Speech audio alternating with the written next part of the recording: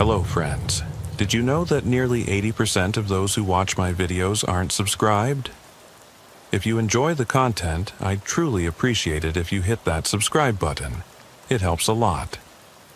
Also, don't forget to leave a like and share your thoughts in the comments. Your interaction not only supports the channel's growth, but also helps these stories reach more people. Thank you all for being here. By the way, where are you watching from? Let me know in the comments. I suppose I should start at the beginning, because everything twists from that moment onward. My name is Deputy Alan Ramirez, badge number 0473, assigned to Lamb County Sheriff's Office. For 18 years I've patrolled these flat, dusty roads, keeping an eye on stray cattle, careless truckers, and the occasional marauding drunk. Lamb County isn't a place where things go terribly wrong often, just enough to keep you alert. But on that late September night, I learned there are some nights when the land itself seems to shift beneath you. It had been a long stretch of 10 to 8 on my part. Clear skies, a thin half-moon, and a chill that whispered of approaching autumn. I was running a solo shift, something I'd chosen after my divorce. Live alone, work alone, drink alone when I had to.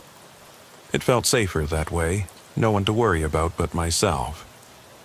People out here understand isolation. It's part of our life. But isolation can also become a weight, like a stone in your gut you can't quite swallow. I remember checking in with dispatch just after 2:15 a.m. Ramirez to dispatch. Copy? I'm southbound on Highway 70, coming up on County Road 128. All quiet. I heard the crackle of my own radio in my headset and the distant hum of a CB talker from across the county line. There was no response from dispatch for nearly a minute. Strange, given we usually exchanged brief pleasantries even if nothing was happening. Finally, copy Ramirez, be advised, we got a Code 6 disturbance near Vega. Units are en route, but ETA at least 20. The static cut off before I could reply, and I felt that familiar adrenaline spike when you realize backup won't be there soon.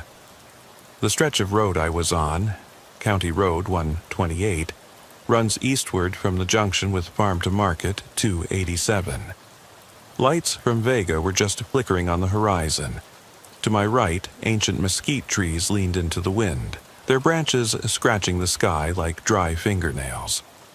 To my left lay the old Davis Ranch, a cluster of collapsed barns, rusted oil pumps half buried in scrub grass, and an abandoned farmhouse whose sagging roof looked like a wounded animal. Locals whispered that the land had belonged to a family who struck oil in the 1940s, then lost everything to a fire. Since then, nobody cared to live there, except maybe the coyotes. At night, it was easy to believe the spirits of that past still roamed, hungry, restless. My headlights illuminated a rusted gas station at the corner of County Road 128 and Farm to Market 287. The peeling sign read, Wilbarger County Fuel and Goods, but letters were missing, and the metal was pockmarked with bullet holes. Only one flickering bulb above the pump cast a thin halo of yellow light onto the cracked asphalt. No cars, no shadows, just the hum of a faulty neon sign that buzzed and sizzled, as if it resented being awake at this hour. I thought I saw movement inside, but when I rolled down my window, there was only stillness.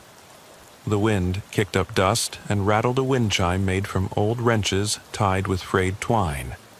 It clanged like a dozen tiny bells, summoning my attention.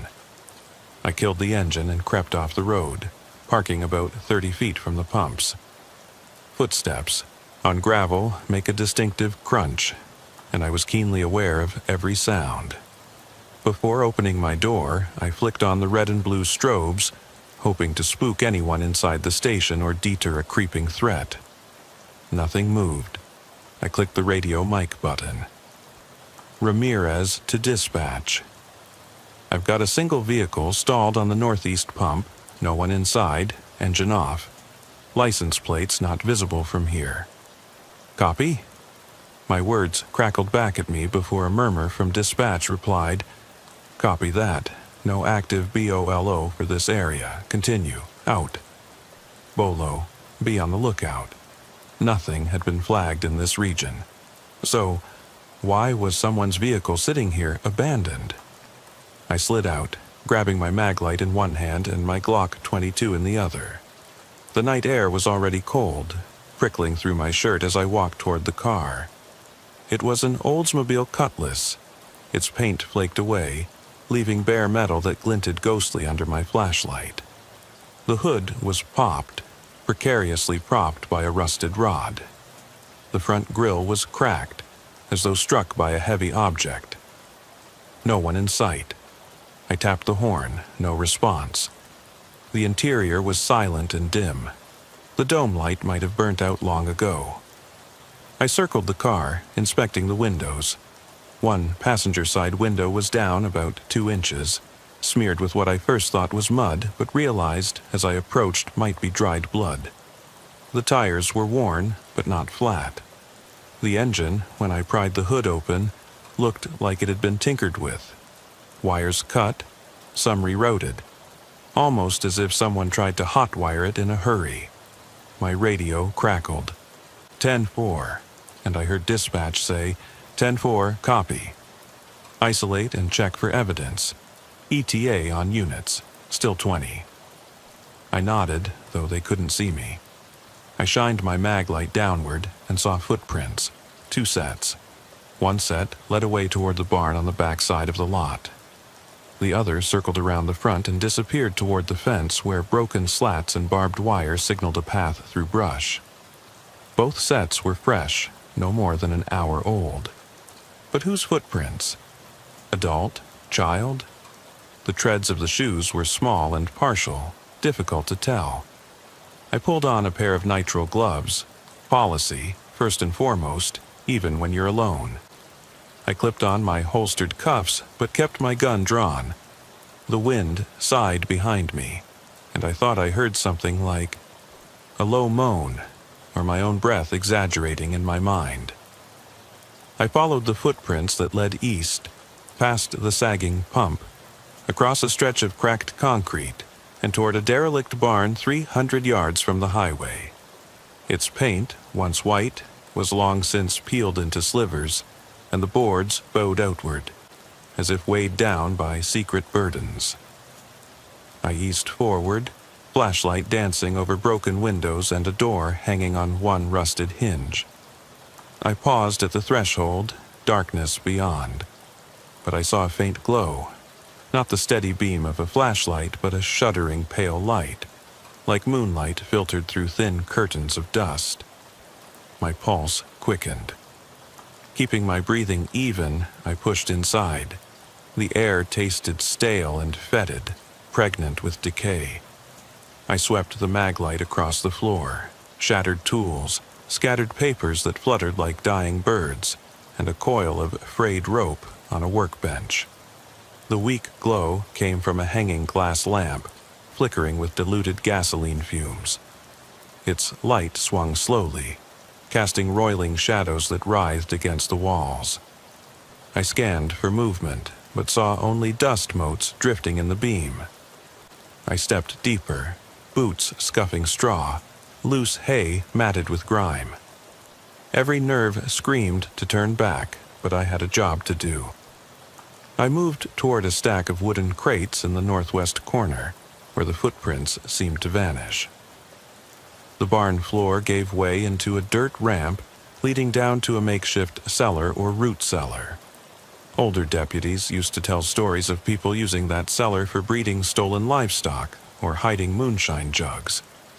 Tonight, stairs and legends felt dangerously real. I took each step slowly. My maglite caught the lip of the cellar entrance. I could hear water drip somewhere below, steady, solitary. One more step, and the rotten plank under my left foot cracked, sending a shudder through my leg. I froze, my pulse thudding louder than the drip. I whispered into my headset. Ramirez to dispatch. Entering lower level of old barn. Possible activity down here. Static. My radio faded. I flicked the mic. Silence. Lowering myself into the cellar entrance, the ladder clattered, sending echoes into the murk. I counted 15 feet down before my boot hit cold earth. The light here was dimmer. Lamps were out, replaced by a single dangling bulb whose filament blinked as if gasping for life. My mag light illuminated a narrow corridor, damp walls, concrete blocks stained with algae and rust. I crouched as I advanced. Air was wet, smelled like rot and something metallic. The footprints from above continued. One set followed the corridor ahead. Another trailed left, toward what looked like a crude barricade of boards nailed into place. I aimed my mag light at the far end, an old workbench carved into the cinder block, tools lying in disarray, and pinned to the wall were tattered family photos, sun-bleached, edges curled. I recognized faces, a boy of maybe 8, a girl around 12, and an older couple, all smiling in an image from decades ago. None of the names were legible. Underneath, scribbled in red paint, were the initials HC. The light caught a damp smear, blood fresh on the floor below. I swallowed, mouth suddenly dry. I advanced carefully, weight shifting on my toes. A scraping sound shuffled behind me, like something dragging along concrete. I spun, just the swish of denim disappearing around a corner. I cleared my throat. "Stop!" "Sheriff's Department, show yourself." Silence. My call echoed back, dimmed by the curving tunnel. I edged toward the barricade. 2 boards screwed together, foot high, enough to trip someone in the dark. The corridor turned again, left into a small chamber. The single bulb overhead flickered, illuminating a bare cot frame with no mattress, just springs.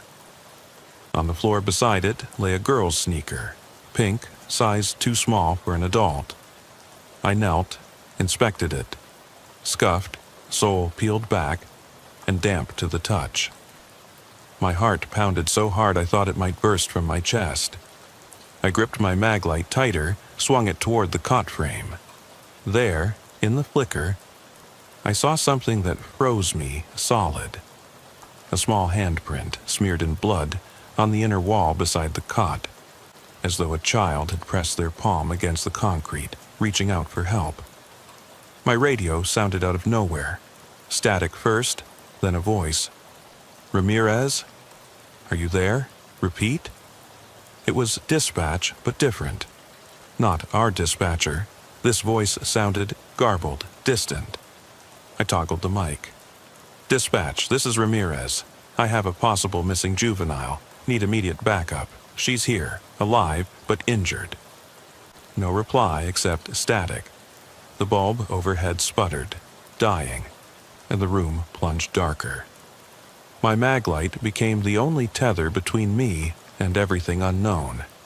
I backed toward the corner, scanning for an exit, but found none. Just that single narrow route back to the ladder. My throat closed up as a whisper drifted to me, unplaceable. "You shouldn't have come here." It felt like someone whispered it from the darkness itself.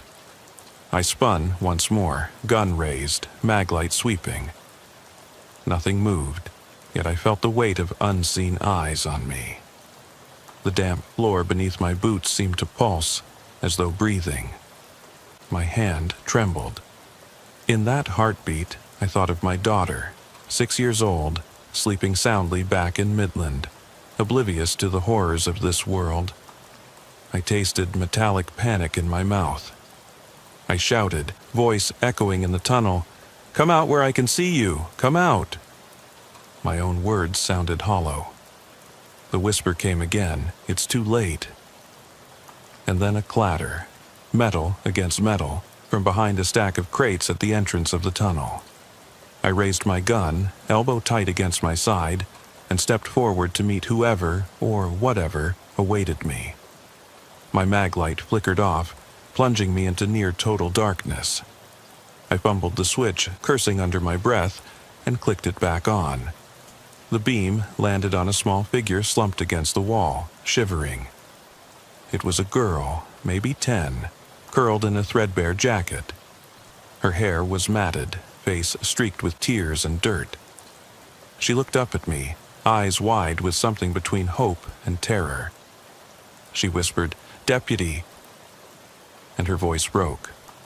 I froze, my mouth suddenly dry, didn't know what to say. Her eyes darted toward the ladder above. "They're coming," she said, voice hoarse. I followed her gaze upward, saw the ladder's top just below the grill of a weak cinder-block vent that let in slivers of moonlight. She tried to stand, but her legs gave way. I dropped to one knee, reached for my medical kit, remembering trauma training to check injuries. Her breath came in shallow gasps. I placed a gentle hand on her shoulder.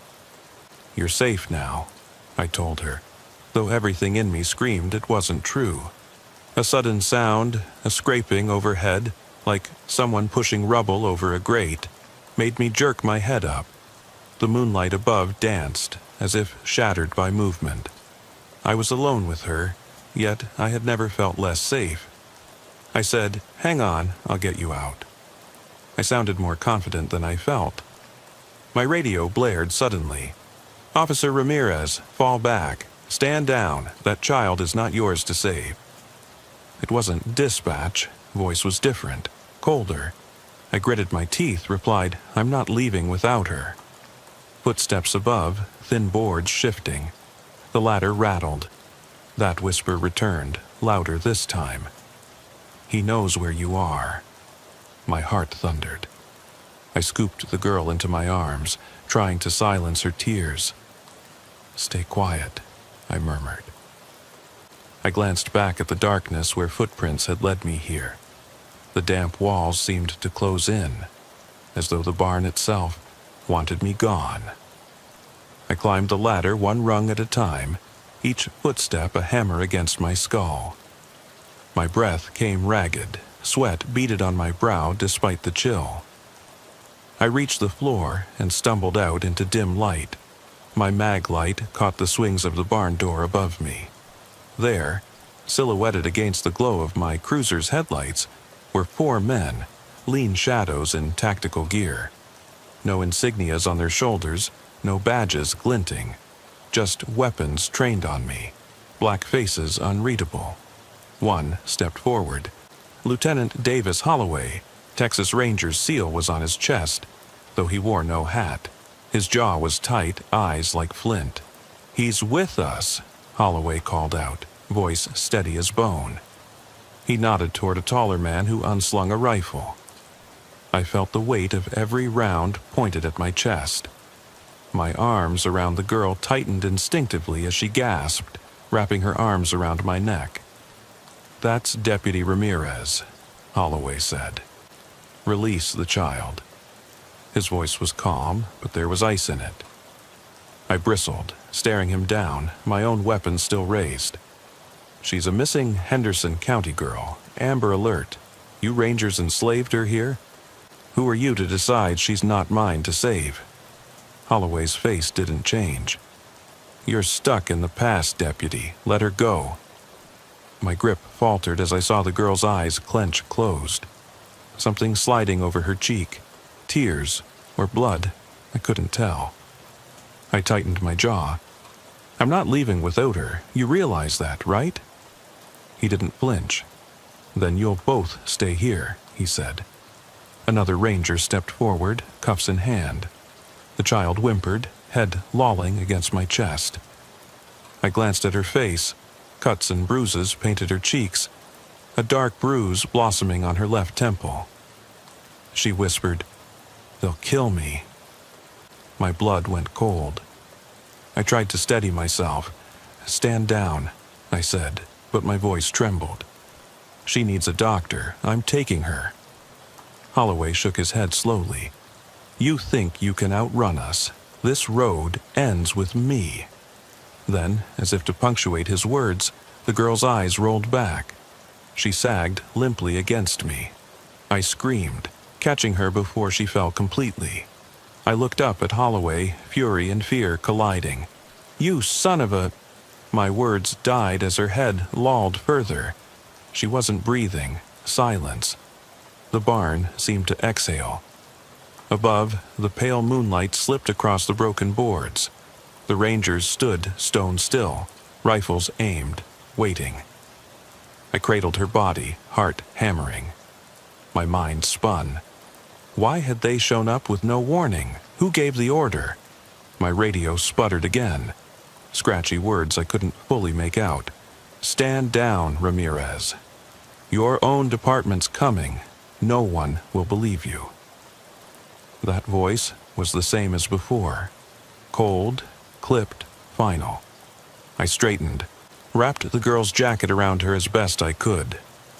"Let me leave," I said, voice raw. "Let me get medical help." Holloway's eyes softened for a moment. If only I thought I saw it, but then he nodded.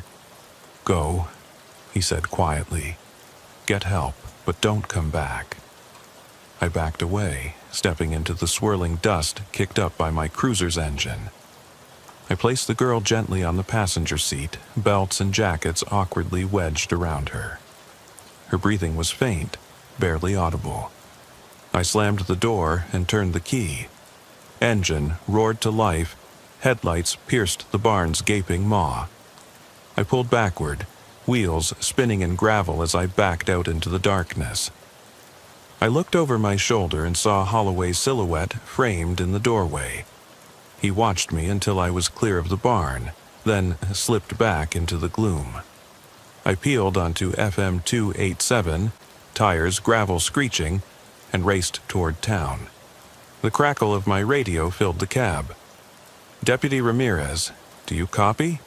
We have units en route, weather's too rough." Their voices were distant, confused. I ignored them, head down, eyes stinging with sweat and tears.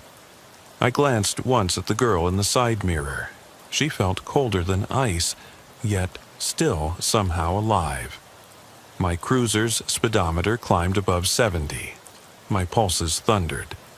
I thought of the long night ahead, finding medical help, filing reports they'd shred, digging for answers no one wanted found.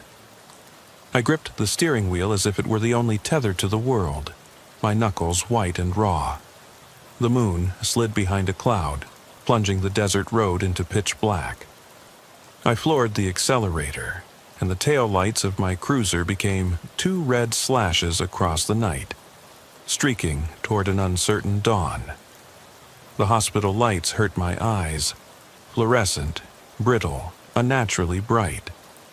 I parked the cruiser in the ambulance bay of Crestwood Memorial Hospital, engine idling, siren off. The girl lay in the passenger seat pale as milk, lips tinged blue. I shut off the engine, threw the car into park, and yanked open the door. The cold snap of the morning aired out my lungs, bringing a sting that cut through the adrenaline haze. I lifted her carefully, more care than I'd ever shown a suspect, cradling her against my chest. Her small frame was limp but warm. I bounded up the curb and into the sliding glass doors before they parted into that antiseptic smell of disinfectant and fear. Inside the ER waiting room, every plastic chair was bolted to the floor. A clock on the wall glowed 3:02 a.m. A solitary security guard behind the desk sat eating a sandwich, flicking through a magazine. He looked up as I sprinted past. "Need doctor now," I shouted, my voice raw. He barely registered me. He pointed down the hallway. "Trauma Bay 2, fast track, third door on the right." I pounded down the sterile corridor. The girl clutched under my arm as though she might vanish if I let go. The hallway tiles were cold beneath my boots. The hum of fluorescent fixtures overhead made every step echo. Doctors and nurses swarmed by, whispering to one another, pressing charts to their chests. As I turned toward Trauma Bay 2, a sign above the double doors blinked red. Emergency. Authorized personnel only. I didn't ask. I just flung the doors open and rushed in. Inside, chaos. A nurse pried a gurney free from a cluster of other stretchers. A resident reached for a set of trauma shears hanging from a lanyard. I knelt beside the bed, her tiny face gleaming under surgical lights. She had a cut above her eyebrow and several bruises on her arms and legs. I peeled back her jacket and shirt, one broken rib, a shallow puncture wound on her shoulder, a thin smear of clotting blood on her back. Her breathing was shallow. Her eyes fluttered beneath closed lids. I shook her sleeve to check for a pulse. It was faint, rapid, like the beat of a frightened hummingbird. "Please," I said to the resident, voice catching. "She needs imaging, a CT scan head to toe, and a blood transfusion." He nodded. "We'll get the scanner ready. Any idea who she is?" "Name's June Matthews," I said, voice tight. "From Henderson County, reported missing yesterday evening." I glanced at her bracelet. No ID, nothing but dirt and dried blood. I patted her hand. "She's safe now." A nurse ripped the blanket back and clipped a bag of saline to an IV pole. Another set to checking her vitals. I stepped back, hands splayed on the stainless steel table next to her bed, watching them work. My radio crackled in my jacket pocket. A soft static, then a snap. "Dispatch to Deputy Ramirez. We've got your cruiser. You're code red for leaving the scene without reporting. I repeat, code red. Respond." I cursed under my breath, clicking the mic. "Ramirez here." I delivered the victim. "Need to discuss." Static, then nothing. The hospital PA crackled overhead. "Surgeon on call for pediatric trauma, Dr. Patel. Please report to Trauma Bay 2A tall man in scrubs." Dr. Patel strode into the room, face masked, eyes kind but tired. I stepped aside. He raised a gloved hand. "I'll take it from here, Deputy. We'll stabilize her." "Keep me posted," I said. He nodded and guided the nurses away. I watched as they transferred her onto a gurney, pushing her through a sidelong hallway toward the imaging suite. My reflection in the glass doors, blue uniform, badge gleaming, face pinched, looked foreign to me. I swallowed hard. My phone buzzed. Text from dispatch. "Unapproved transport of patient. Hospital requests clarification. Get unit commander on scene." Great. Now the hospital thought I was a vigilante. I slipped my phone into my pocket and leaned against the wall. A nurse approached, eyed me warily. "Sir, you can't be in here. I'm sorry." I held up my badge. "Deputy Ramirez, I'm staying." She sighed, rubbing her temples. "You need to head to the nurses' station. Administration's asking questions." I nodded, but my gaze lingered on the hallway where June had disappeared. I followed her path, white walls, sterile floors, and the extra hum of machinery. I wanted to stay with her, but I couldn't. I made my way back to the waiting area and took the only chair facing the ER doors. I placed my head in my hands, breathing hard, trying to force myself to unwind a knot in my chest. Minutes crawled by. The distant wail of a siren teased my patience. I looked at the glass window between me and the nurse's station. A secretary was on the phone, typing furiously. I drummed my fingers on the armrest, sweat creeping down my spine. I felt eyes on me and glanced up. It was the security guard who'd pointed me inside. He gave me a curt nod, then turned back to his sandwich. I rose and padded over to the nurse's station.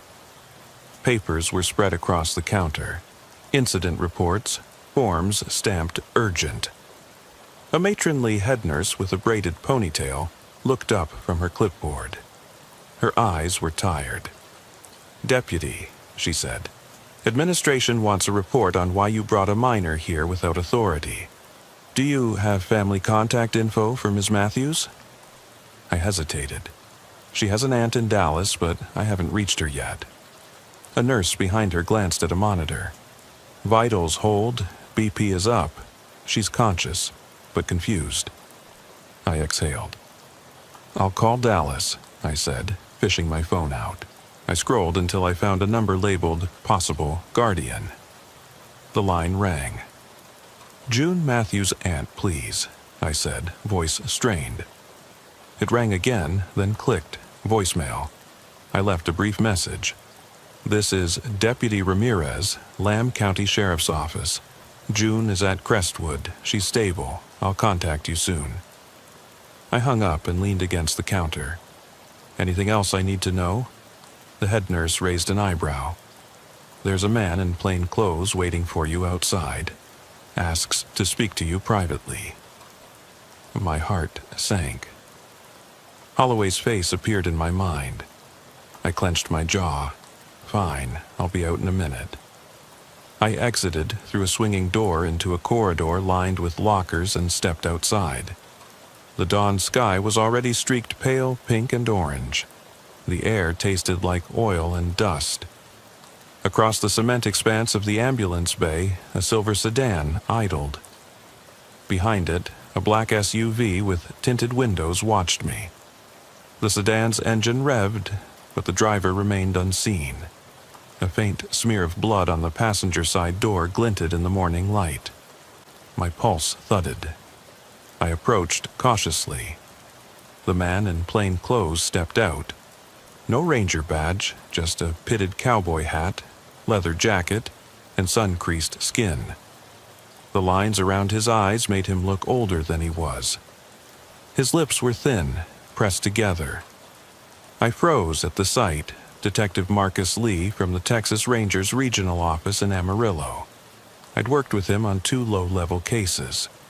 He never looked me directly in the eye. Deputy Ramirez, he said, voice low. We need to talk.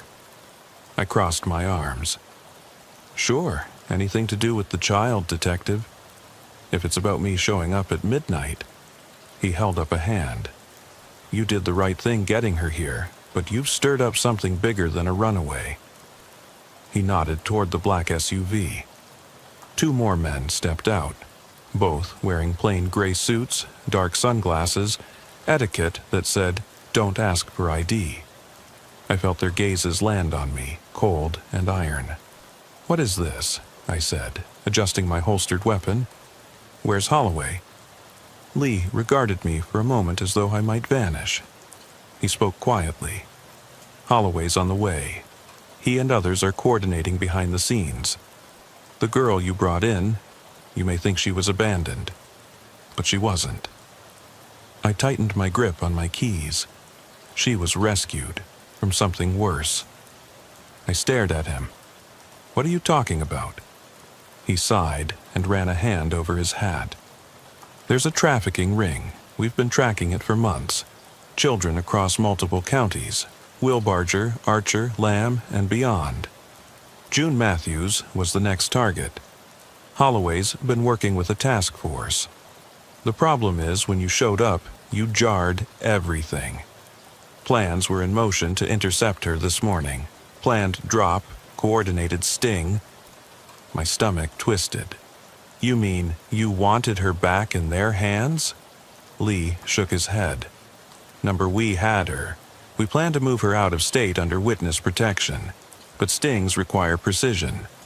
When you moved her to Crestwood without coordination, you left a gap in surveillance. My chest tightened. You mean you could have saved her without my interference? Lee cut me off. We saved others because we had time to prepare. June was scheduled to be relocated at first light. The hospital was part of our safe house network. But Holloway couldn't interfere here. Rules, protocols. We're rangers, not vigilantes. No unilateral action. I ran a hand through my hair. So you set me up to fail? Lee steepled his fingers. We didn't set you up. We had no choice. We had the kids in custody, but we couldn't move them here without risking the entire operation. When you arrived with your cruiser's lights on, everyone scattered. Our assets inside that barn scattered. You saw the old bunkers. They were empty. Hutch Carmichael's still at large. He slipped through our net. Hutch. The name churned bile in my throat. So he's out there, with June missing again. Lee's eyes flicked to the sedan. June is here. She's stable. But time's short. Holloway's team will approach in 15. We need you to leave, now, and let us handle the rest. A black SUV door clicked open behind me. A tall man in a pressed uniform stepped out. No hat, but the brass star on his chest glinted in the half-light. Sheriff Diane Beaudry. She was a wiry woman, late 40s, eyes sharp beneath a creased brim. I hadn't seen her since Hutch slipped under surveillance last month. Her lips curled downward. "Alan," she said, voice tight. "Are you going to stand aside? Or are you going to obstruct a ranger-led federal task force?" I clenched my jaw. I brought that girl here. I saved her. I'm not going anywhere until I know she's safe. Boudry's hand hovered near her hip. "You think Holloway wants to harm her? Think long and hard, Ramirez. You have no idea what's at stake." I swallowed, the taste of dust and sweat thick. If I walked away now, I'd abandon her to whoever controlled the ring. If I stayed, I risked being charged with obstruction, or worse, becoming collateral for Hutch's revenge. The wind gusted across the lot, carrying dust and tension. I looked at the sedan's passenger door again, blood smudged but drying. I thought of June's small eyes, the way she clung to me, her faint breath. Something hard snapped inside me. I stepped forward, slipping my badge under my jacket. I'm not leaving until I see her in good hands. Sheriff Boudry's eyes narrowed. Behind her, the detective and agents huddled, waiting. Lee exhaled. "Then follow us." I followed as they walked toward the hospital entrance. The wind had died down, leaving an eerie stillness that felt like the calm before something breaks. My boots crunched over the gravel as we approached the glass doors. I brushed past the security guard who nodded curtly. The waiting room was empty now, chairs still bolted to the floor, the wall clock blinking 3:27 a.m. I swallowed. Lee led me down the corridor to Trauma Bay 2. I paused outside the door. Inside, doctors and nurses hovered over June. Catheter lines, IV bags, heart monitors. A slender pediatric surgeon, Dr. Patel, motioned for me to step inside. The room smelled of antiseptic and formaldehyde. I wiped my hands on my pants and stepped to the bedside. June's eyes fluttered. She saw me then. A flicker of recognition, panic. Her hand twitched as if to reach out, but she was tethered to tubes. I placed my gloved hand on her small wrist. Her pulse was still shaky, but stronger than before. "Deputy," Dr. Patel said softly. "She's stable. There's some internal bruising, but no major organ damage. The CT scan came back clear. I want to keep her under observation for 24 hours. If she tolerates breakfast, I'll release her to a state social worker. They'll handle relocation." Lee's voice was low behind me. "That's the protocol." I glanced at the IV stand. Bags hung limp, tubing threading down to her small arms. June's eyes began to focus on me as she whispered, "Deputy, where are they?" Her voice was weak, edged with terror. "They're gone," I said honestly, though my gut twisted. Hutch Carmichael, the Rangers, the unknown forces that had held her. "You're safe here," she shivered. They said you weren't allowed to help." My throat closed. "I'm here. I'll make sure they don't come back." She squeezed my hand. "Promise?" Before I could reply, Sheriff Boudry stepped forward. Deputy Ramirez, please step aside. Her tone was polite but steel-laced. We need to question her, and I need your report. Lee stood next to her. We'll handle the rest. Give us 20 minutes. I pulled my hand back. Number I want to talk to her first. Boudry's lips tightened. Not here. That's not your call. June's eyes darted toward me. She tried to lift her head, winced, and closed her eyes again. Deputy, promise me. My chest constricted. I promise. Boudry reached into her pocket, producing a small notepad. Alan, let's go speak in my office. You can fill in the official statements, after which you'll return to duty. I met her gaze. A long moment stretched. My pulse hammered in my ears like a war drum. Finally, I nodded stiffly. I squeezed June's hand once more. I'll be back, I whispered. She whispered back, don't let them take my doll. I winced.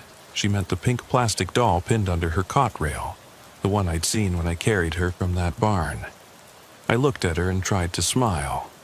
I won't. I followed Boudry into the hallway. Lee trailed behind. The door slid shut behind us. Outside, the corridor lights flickered, and the ceiling vents whispered stale air. I felt like I was under a microscope. Every heartbeat was amplified. Boudry led me to her office. A small room with a desk, file cabinets, and a single window overlooking the parking lot. The early dawn light spilled in, making the room glow faintly. She closed the door behind us. Lee stood in the corner, arms folded. I leaned against the desk, arms crossed. Deputy, Boudry said softly, I owe you an apology. I straightened. For what? For the confusion, and for sending in the Rangers without telling you. Holloway's call came from higher up. Department of Public Safety wants this investigation contained. They wanted the girl moved quietly, no local interference. I inhaled. That's absurd. You know how this county works. We're not going to be sidelined. Her gaze flickered. It's not about sidelining. It's about preventing a larger catastrophe. Hutch Carmichael's been linked to missing girls across 3 counties. Our intel says his reach stretched beyond Texas. Washington, D.C. has their eyes on this case now. I frowned. So I'm supposed to just let them handle it? He'll slip away and rape and kill again. Boudry sighed. He's already slipped away. That's why we need to protect June. The moment she leaves this hospital, she'll enter the Federal Witness Protection Program. New identity, new town, phone number changed. We need to remove her from your jurisdiction. I bit my lip. I get that, but I need to ask her some questions. Boudry's brow furrowed. I'm sorry. You don't. Not unless I'm in the room. Lee shifted. We need to keep this tight.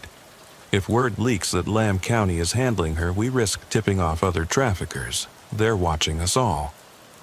I felt a pit open in my stomach. So, my department's orders come second to the FBI's. Boudry shook her head. We're cooperating, but the Rangers are leading. If you push back, you'll be interfering with a federal operation. You'll face suspension or removal from the case. A surge of anger rushed me. This is my county, I said through clenched teeth. You're telling me to step aside while a predator lurks? She closed her eyes. I know. But we also have to think of June's safety. She's already been through hell. I swallowed, let the words sink. My mind circled back to the barn, the blood-smeared handprint, the malicious whisper, the flickering light. I couldn't shake the feeling that we were just pawns in a bigger game. I let my shoulders drop. Fine, I'll step aside. You're not stepping out, Lee interjected. We need your badge. We need you to keep the perimeter tight around the hospital. Make sure no one unauthorized enters. I shook my head. I'll do that. But after her release, I want to make sure she gets to the safe house. That's my obligation." Boudry nodded. "That's fair. You'll escort her to the designated van outside, then return to Lamb County. End of duty." I ran a hand over my face. "Under one condition. I get to talk to her first. 1 5-minute conversation. Then I'll hand her over." She hesitated. Lee stepped forward. He studied me, head tilted. "We'll allow that, but if you say anything that jeopardizes our operation, if you so much as hint at her location, you're finished. Understand?" I met their gazes. "Understood." Boudry tapped a button on her desk. The door unlocked. "Now, go. We'll be watching." I left the office, each step heavy, and headed back down the corridor to Trauma Bay 2. The hall lights dimmed to a sickly yellow the closer I got. I passed the break room where med techs sipped coffee, eyes glued to computer screens. I reached the door and peered inside. June lay on the bed, tubes snaked into her arms, her breathing steady but labored. A social worker, a middle-aged woman with kind eyes, hovered nearby, clipboarding notes. I stepped inside. June saw me and tried to speak. Her whisper was wince-inducing. They lied. I knelt beside her, forcing a calm voice. "Who lied?" She closed her eyes tight. "They said you'd come alone." I shook my head. "I'm here now. Only me." She whimpered and peered up at me. "Where are my parents?" I swallowed. "We haven't found them yet, but I promise you'll be with people who'll protect you." She reached for my hand. I grabbed it, thumb stroking her palm. "I'll do everything I can." The social worker stepped forward. "Deputy Ramirez, you have 5 minutes." I glanced at the clock on the wall. 3:47 a.m. 23 minutes until dawn. The glow seeped through the small window, painting the white walls in streaks of peach. I leaned closer. "Do you remember anything? Names?" June's eyes flickered with horror.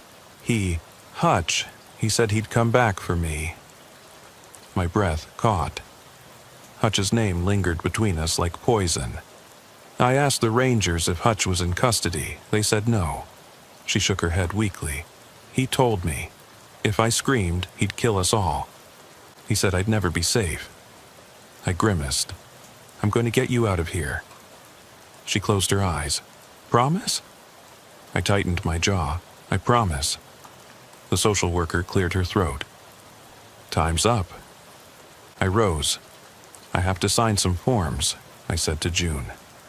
"Then I'll come back for you." I touched her forehead as if leaving a warmth behind.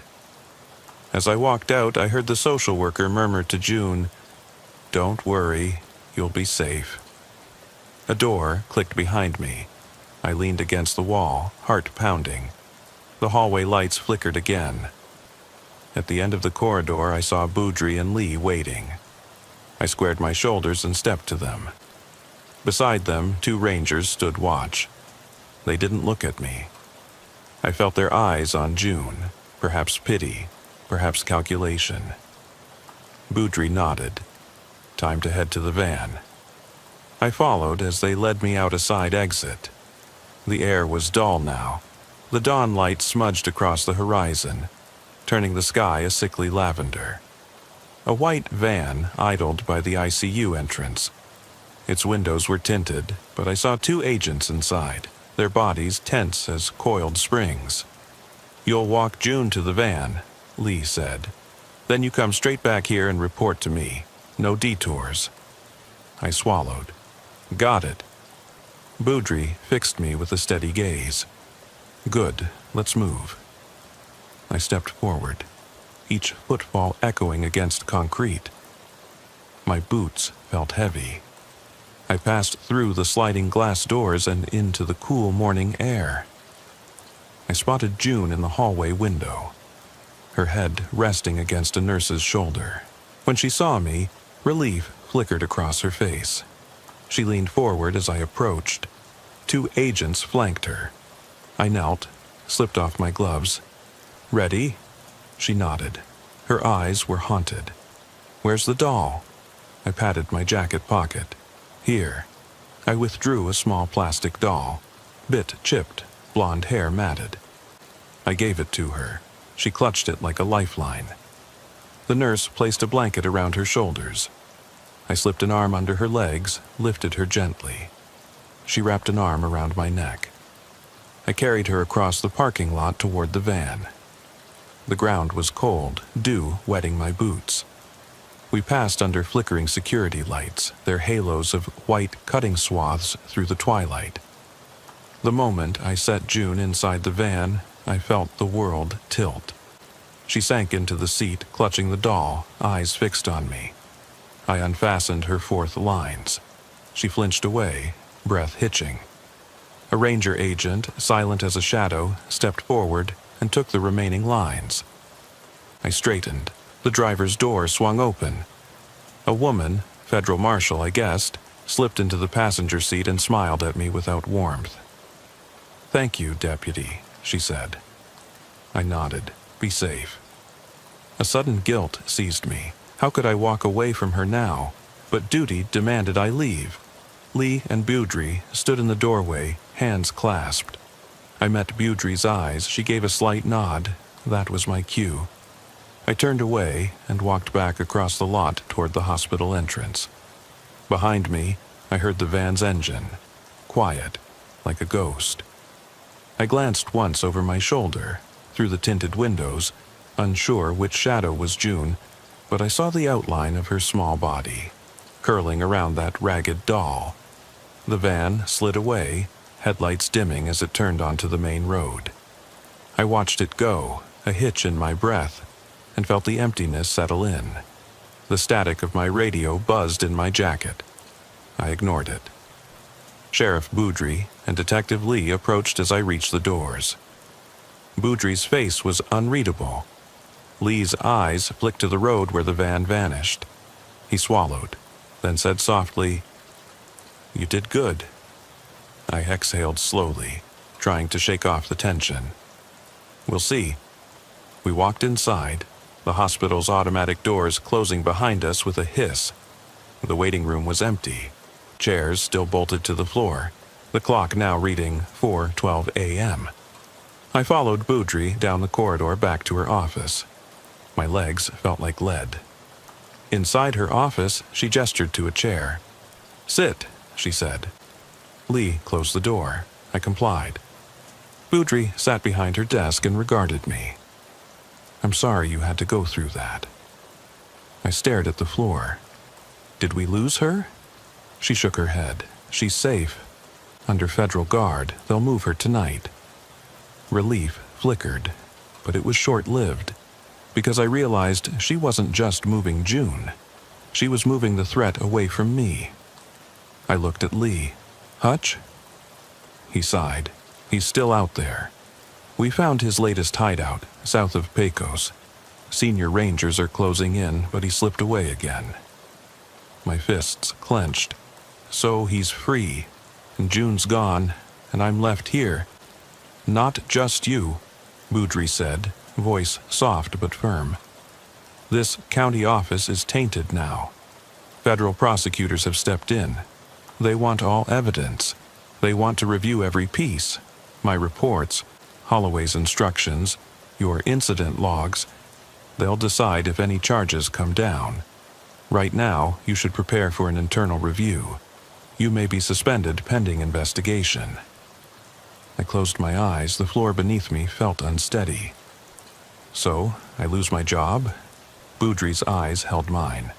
"Maybe, we don't know yet, but I want you to understand. You saved her life, despite the cost, and I won't forget that." I exhaled in a rush.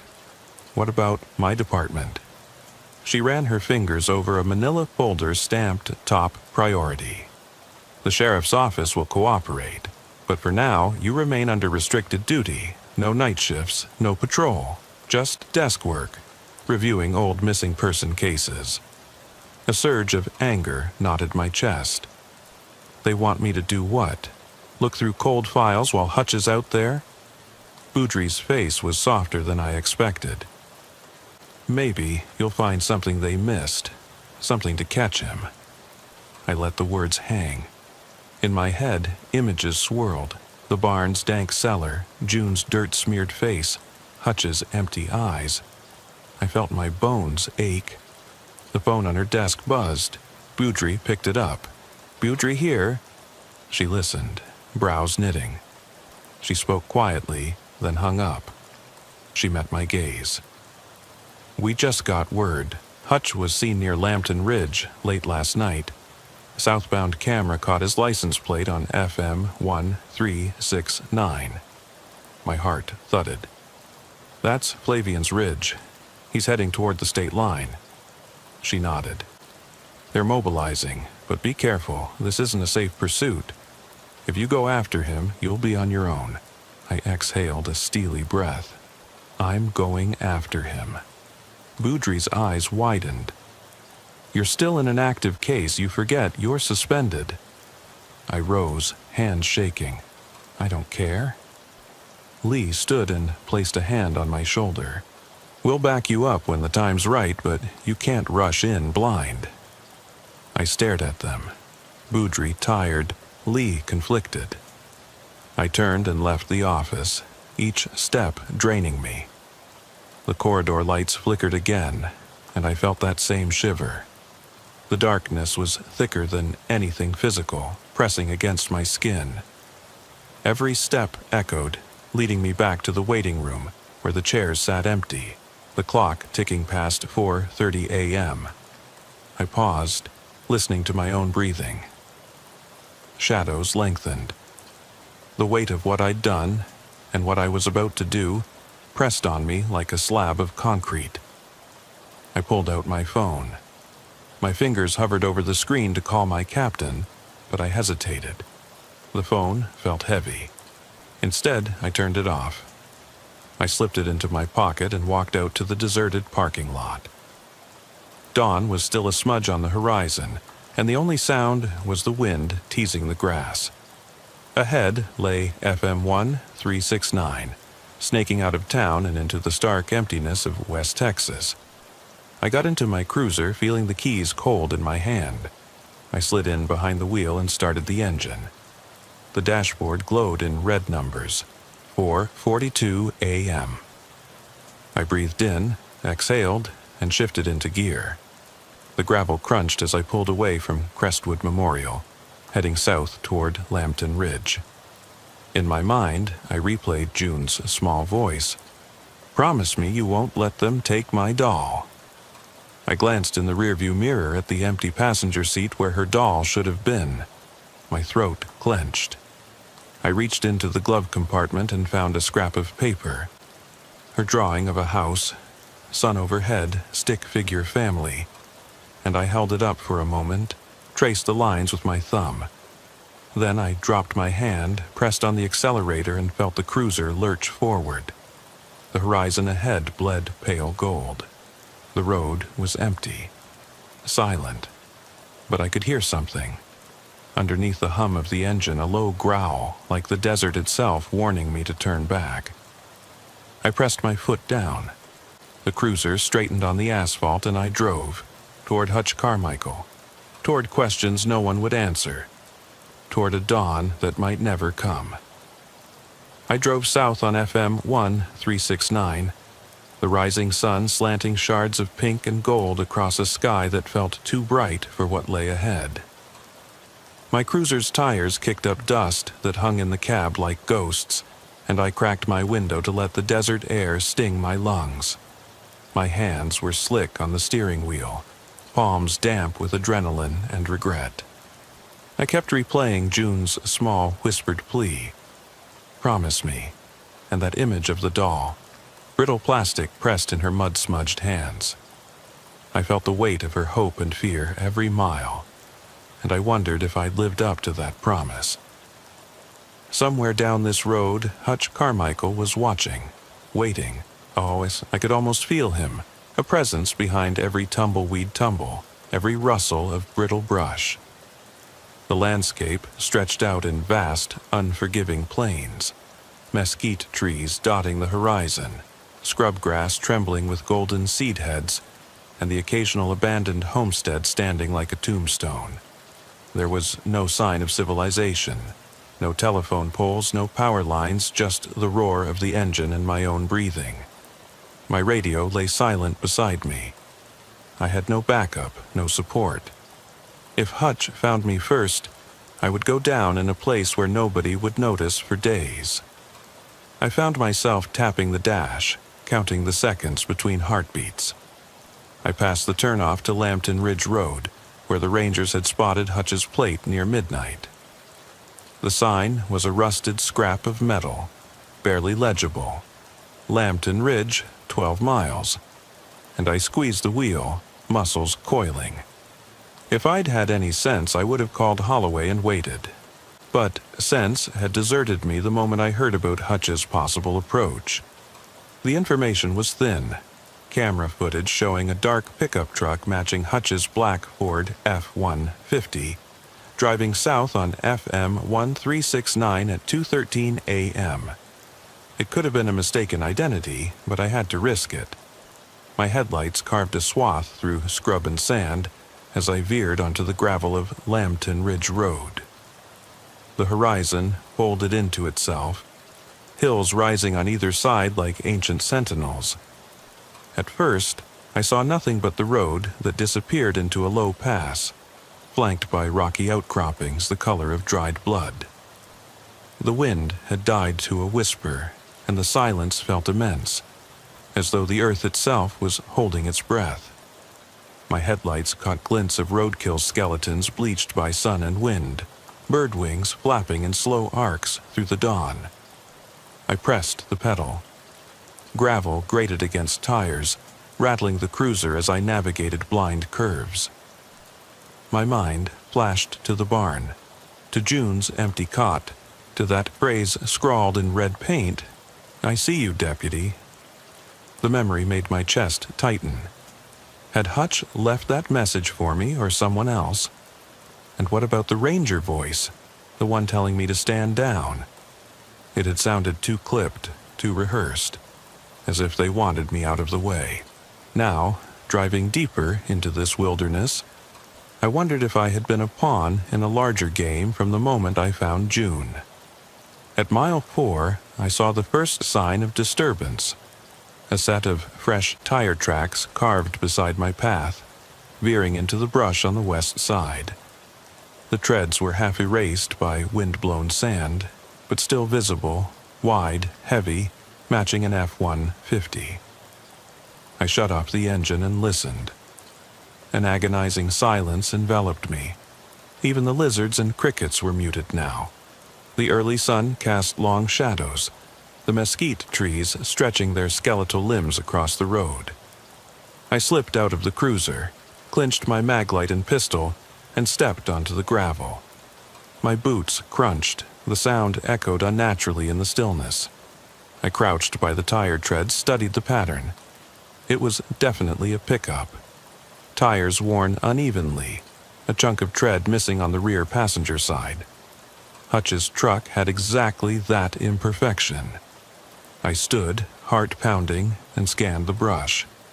There, a fold in the land where the tracks disappeared into a wash lined with rocky debris. I inched forward, maglite off to preserve my night vision. My steps were slow, deliberate. Each next footfall felt like stepping closer to the edge of a cliff. The wash yawned like a dry riverbed twisting eastward. I followed the tracks, moving past ragged sagebrush where half-rotten tumbleweeds rested like corpses. My maglite revealed hand-scrawled graffiti on a flat boulder, the initials HC again, scratched deep into sandstone. Beneath were crude words, "Found you." My pulse thundered as if I'd been struck. Hutch had marked this spot, left a clue, or a taunt. I swallowed bile. The desert heat was already rising. Sweat formed on my brow despite the chill. I pressed on, cresting a small rise to find an old water tank, half collapsed, caving to rust. Its metal rind peeled like potato skin. A faint trail of smears, blood or oil, led away from the tank into another thicket of mesquite. I knelt and saw what looked like shoe print edges faintly pressed into dust. A wide, hulking boot, likely size 11 or 12. Hutch had worn boots that size. I followed the smear, heart hammering, until the trail bent toward a cluster of rocks where a makeshift camp had been set up and abandoned. The camp was minimal. An old sleeping bag, shredded and faded, slung over a lean-to of scrap wood and tarps. A half-empty can of beans lay tipped on its side. A dented pot, blackened on one side, rested near a heat ring scorched into the earth. I broke out my gloves and rifled through the debris. A crumpled photograph caught my eye. A family portrait of a man with a shaved head and dark beard, arm around a small girl whose dress matched the one June wore when I found her. Those eyes, hollow sockets, stared up at me. I flipped the photo. On the back, someone had etched a date, April 12th, 2024, and the letters HC, again circled in red. I pressed the photo to my chest, breathing hard. Hutch had been here. He'd stayed long enough to cook a meal, then moved on. The girl in the photo, June. This was his trophy, his reminder. He'd held her here, in this godforsaken scrub, playing God at his own camp. I felt bile rise and forced it back down. My jaw clenched. I returned the photograph to the ground. I swept my maglite over a patch of disturbed sand and found a charred circle of ash, maybe from a small fire. But the deeper I searched, the more I realized he must have fled mere hours ago. Maybe as soon as I arrived on FM 1369. I retraced my steps to the cruiser, mind spinning. The morning sun was high now, washing the sky bright white. I closed my eyes as a roar split the air. The drone of a helicopter. I looked up and spotted a twin-rotor chopper emblazoned Ranger on its side. It hovered to my east, slicing wind that set dead brush rattling in a susurrus. Low and slow, it moved parallel to the ridge. I watched, heart in my throat, as a figure in black rappelled down, flanked by two more agents. They touched down in a dry gulch half a mile away. The chopper pulled back and disappeared toward a ridge farther south. I bent to scoop the photograph, shoved it into my jacket pocket, and climbed back into the cruiser. I turned the key, the engine sputtered and came alive. I drove toward the landing zone, careful not to kick up dust that would reveal my path to any spotter. I rolled to a stop a quarter mile from the agent's location and killed the engine. I radioed, voice low. "Ramirez to Holloway, come in." Static. No reply. I clicked off the mic and peered through binoculars, my backup set, in my glove compartment. I lifted them and trained them on the busy agents. 2 Rangers flat-footed, scanning. One kneeling to examine the ash circle, the other with a small black bundle, maybe a pack. None saw me.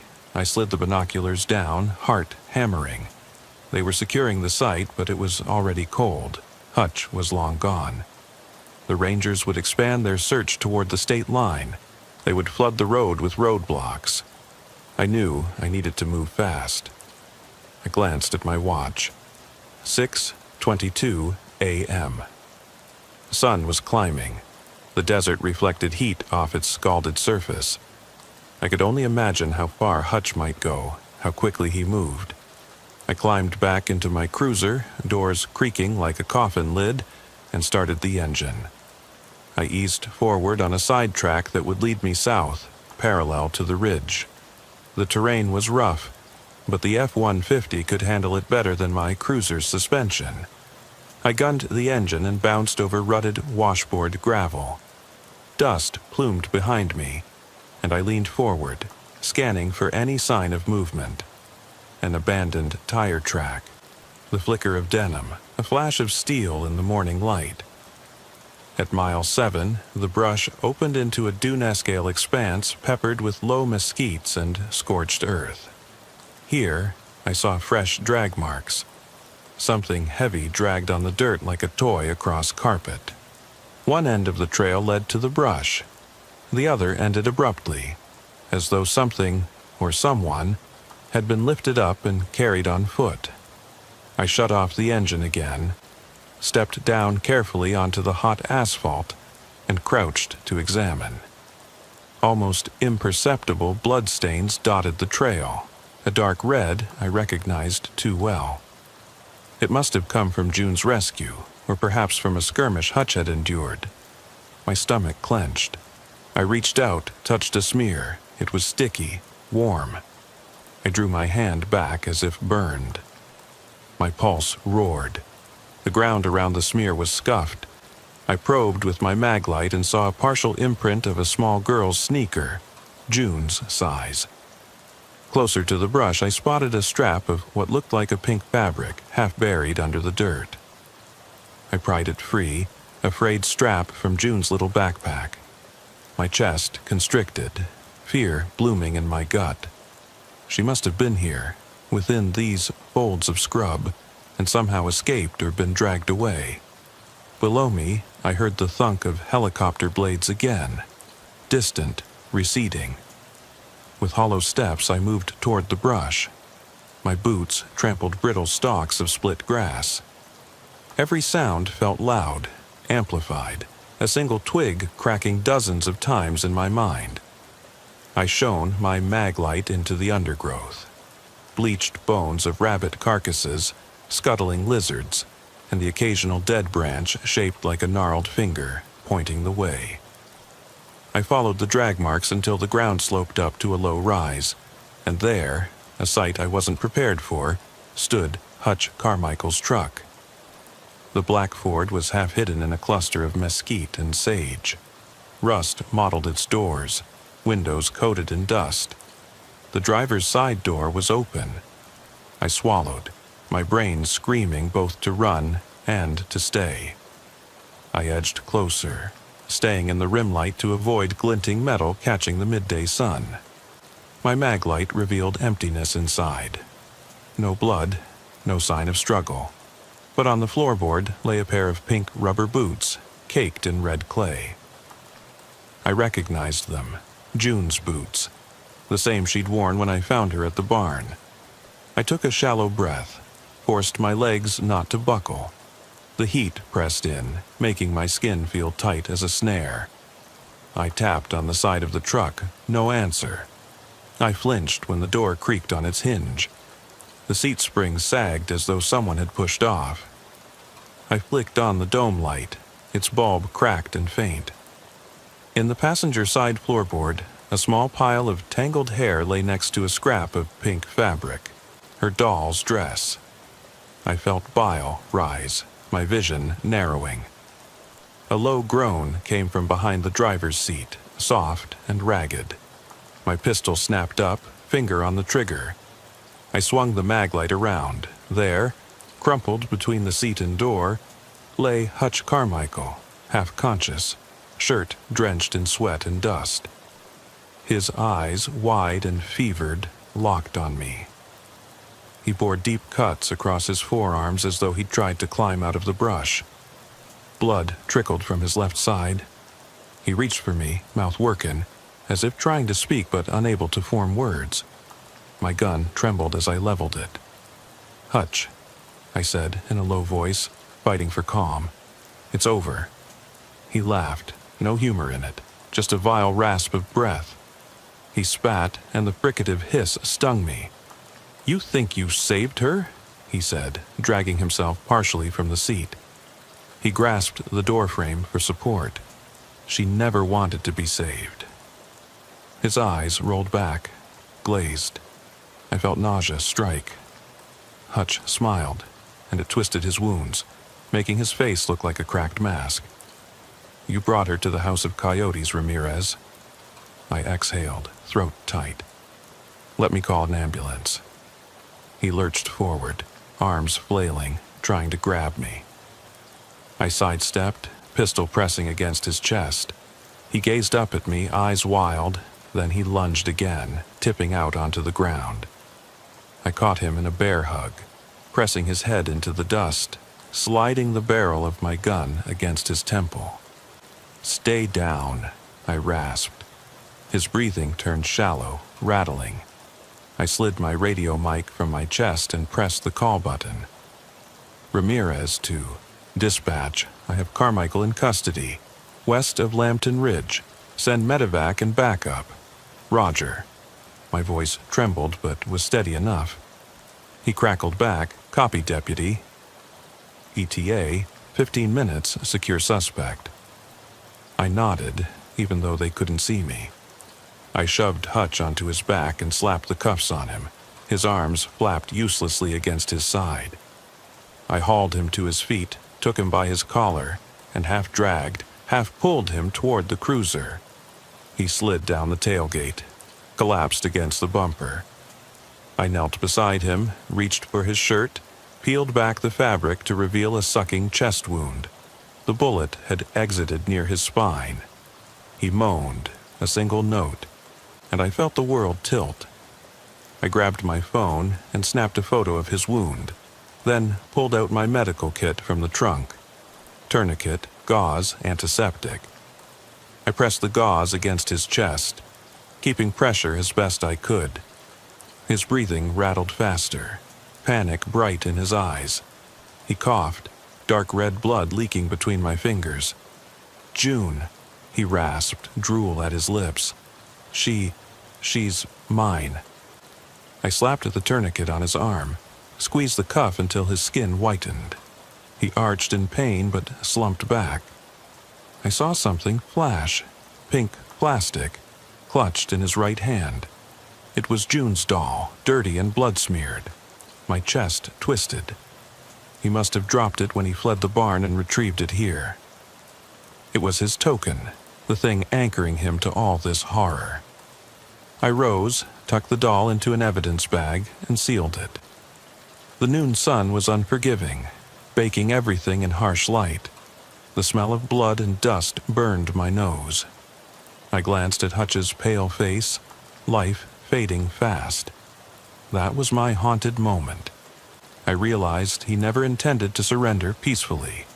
He'd lured me here, baited with June, and now he would die before telling me where she truly was, or wasn't. The truth might be that she was gone already, taken farther south, or worse. I shifted my gaze to the horizon, low dark clouds gathering, as if the sky itself mourned. The wind picked up, riling dust into swirling eddies, making the world growl. My radio crackled again. "Deputy Ramirez, medevac inbound." ETA, 7 minutes. Hold your position. I slid the radio back onto my chest, palms slick. I knelt and checked Hutch's pulse one final time. It was fainter than before, a flutter that caught between life and death. As the sound of rotor blades grew louder, I rose and moved away, scanning the scrub for signs of June. But I saw nothing, only the track of my own dread leading out of sight. I tucked Hutch's shirt over his wound, drawn from my memory of first aid protocols, though I knew it might be too late for him. The medevac appeared overhead, chopper blades carving arcs through the air. It descended onto a patch of sun-baked brush. The pilot taxied to a stop a few yards from the cruiser. 2 medics in forest green jumpsuits rushed out, stretcher in hand. I stepped aside, letting them reach Hutch. They lifted him onto the stretcher, murmured urgent medical jargon. I watched as they loaded him into the chopper, then the rotors spun faster, lifting sand in a storm around them. The chopper angled skyward, climbing into the heavily tinted haze, disappearing as quickly as it had arrived. I stood alone beside the empty cruiser, the morning sun blazing overhead. A tumbleweed rolled across the road, followed by another. Nothing moved except the dust on the wind. I realized that every path Hutch had taken, barn, wash, crash site, ridge, led to death and silence. He had vanished into his own ruin. As I guided the cruiser's headlights onto the road, I felt cold, as though the desert had exhaled a last sigh. I started the engine, backed onto Lambton Ridge Road, and drove slowly. My shoulders sagged with exhaustion.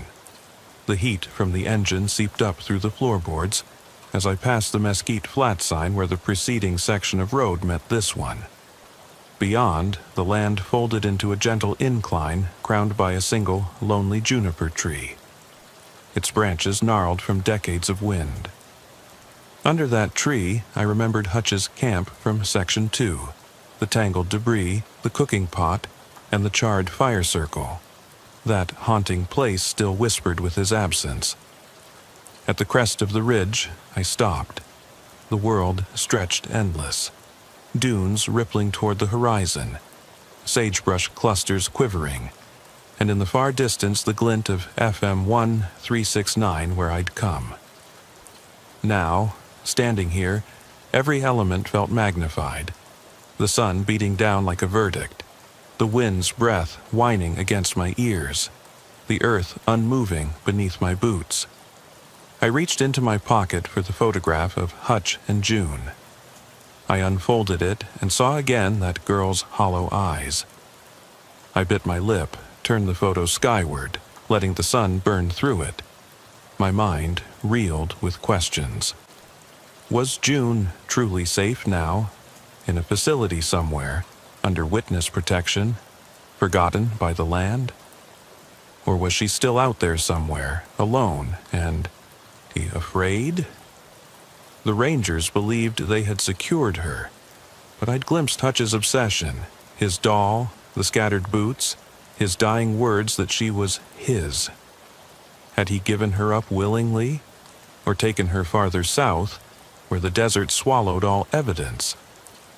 I let the photo slip from my fingers, fluttering to the ground.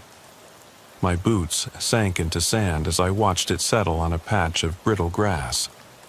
I raised my pistol for a moment, pointing it at the horizon, where the sky bled into dunes.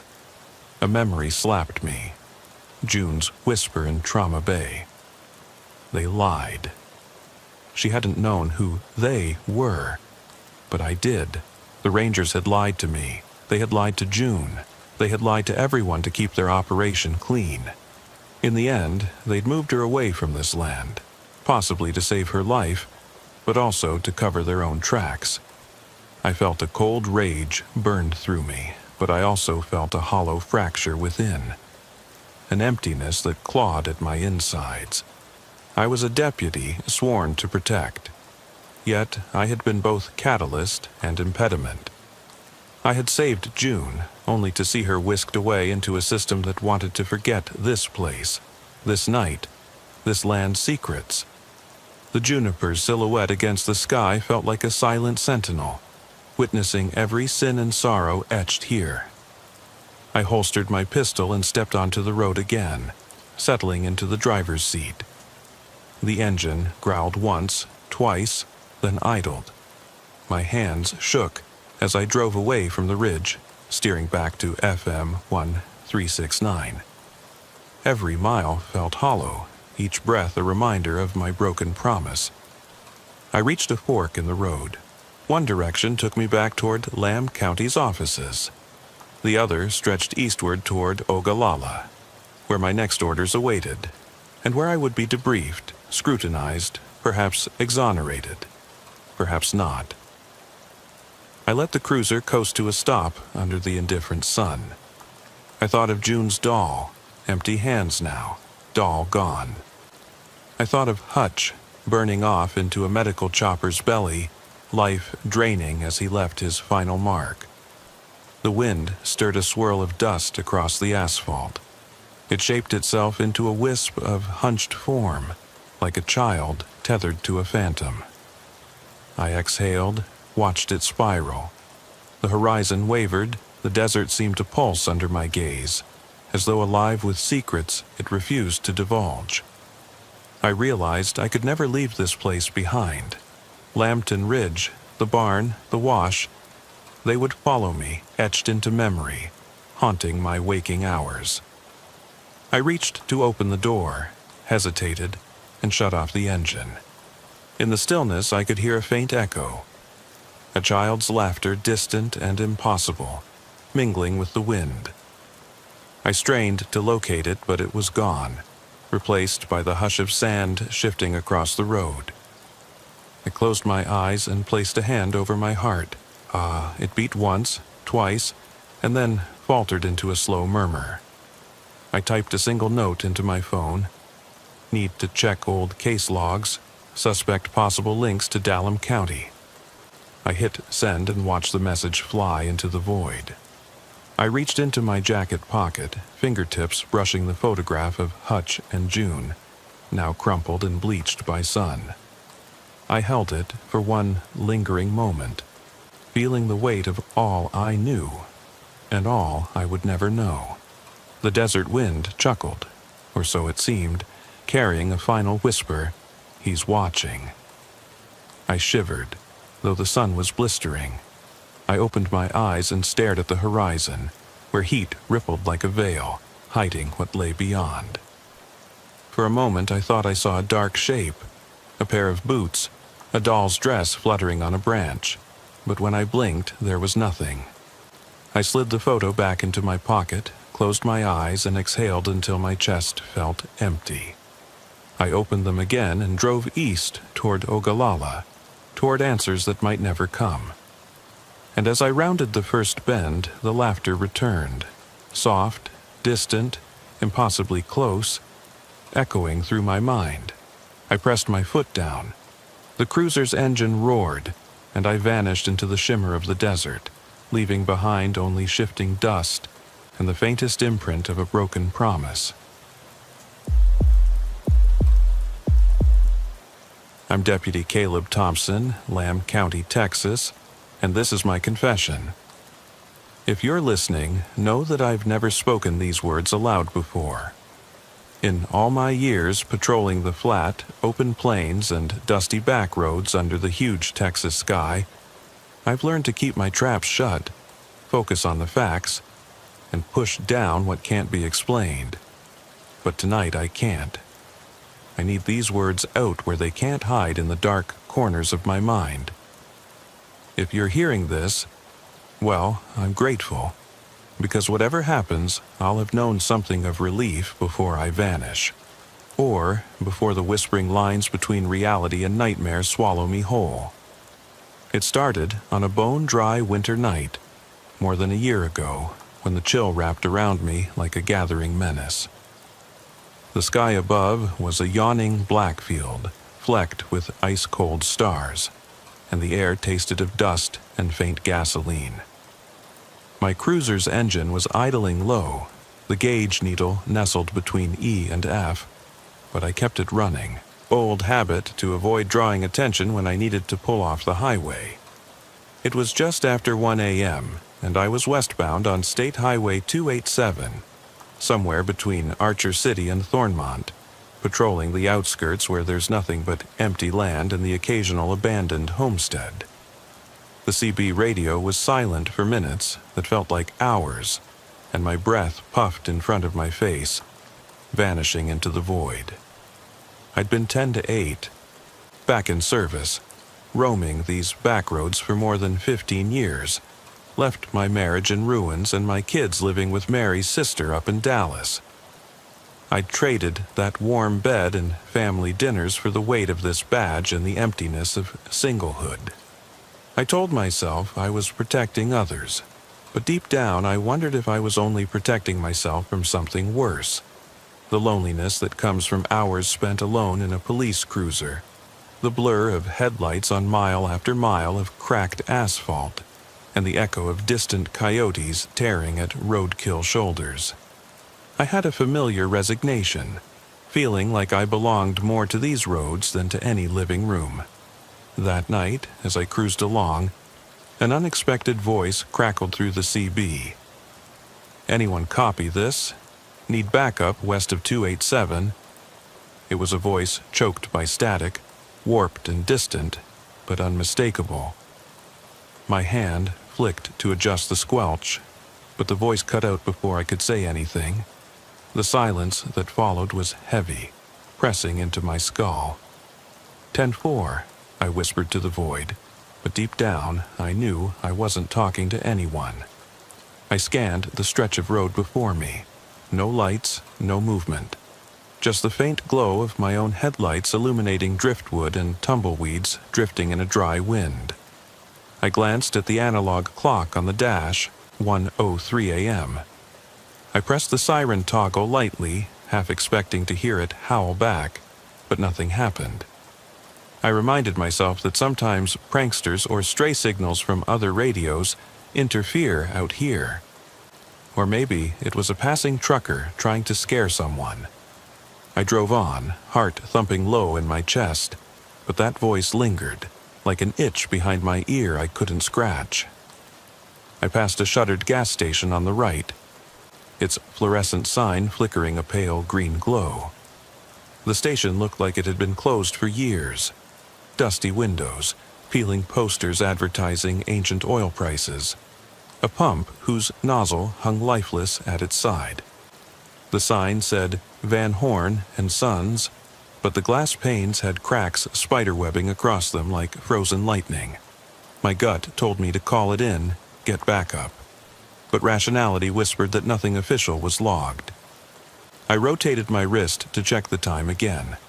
The temperature, a measly 32 degrees, cold for West Texas. I decided to roll past, intent on calling it in halfway down the road to make sure someone knew I was aware of that phantom call. But as I passed, the flicker in my peripheral vision caught me. A shape, pale and hunched, crouching behind the pump. My lights swung over the curb. No shape, just shadows, swirling dust devils, and a faded closed sign whipping in the wind. I pressed the accelerator, though I shouldn't have. Something told me to slow down and investigate, but my gut flinched, and I eased off the gas to glide to a stop in front of the pump. Silent. Empty.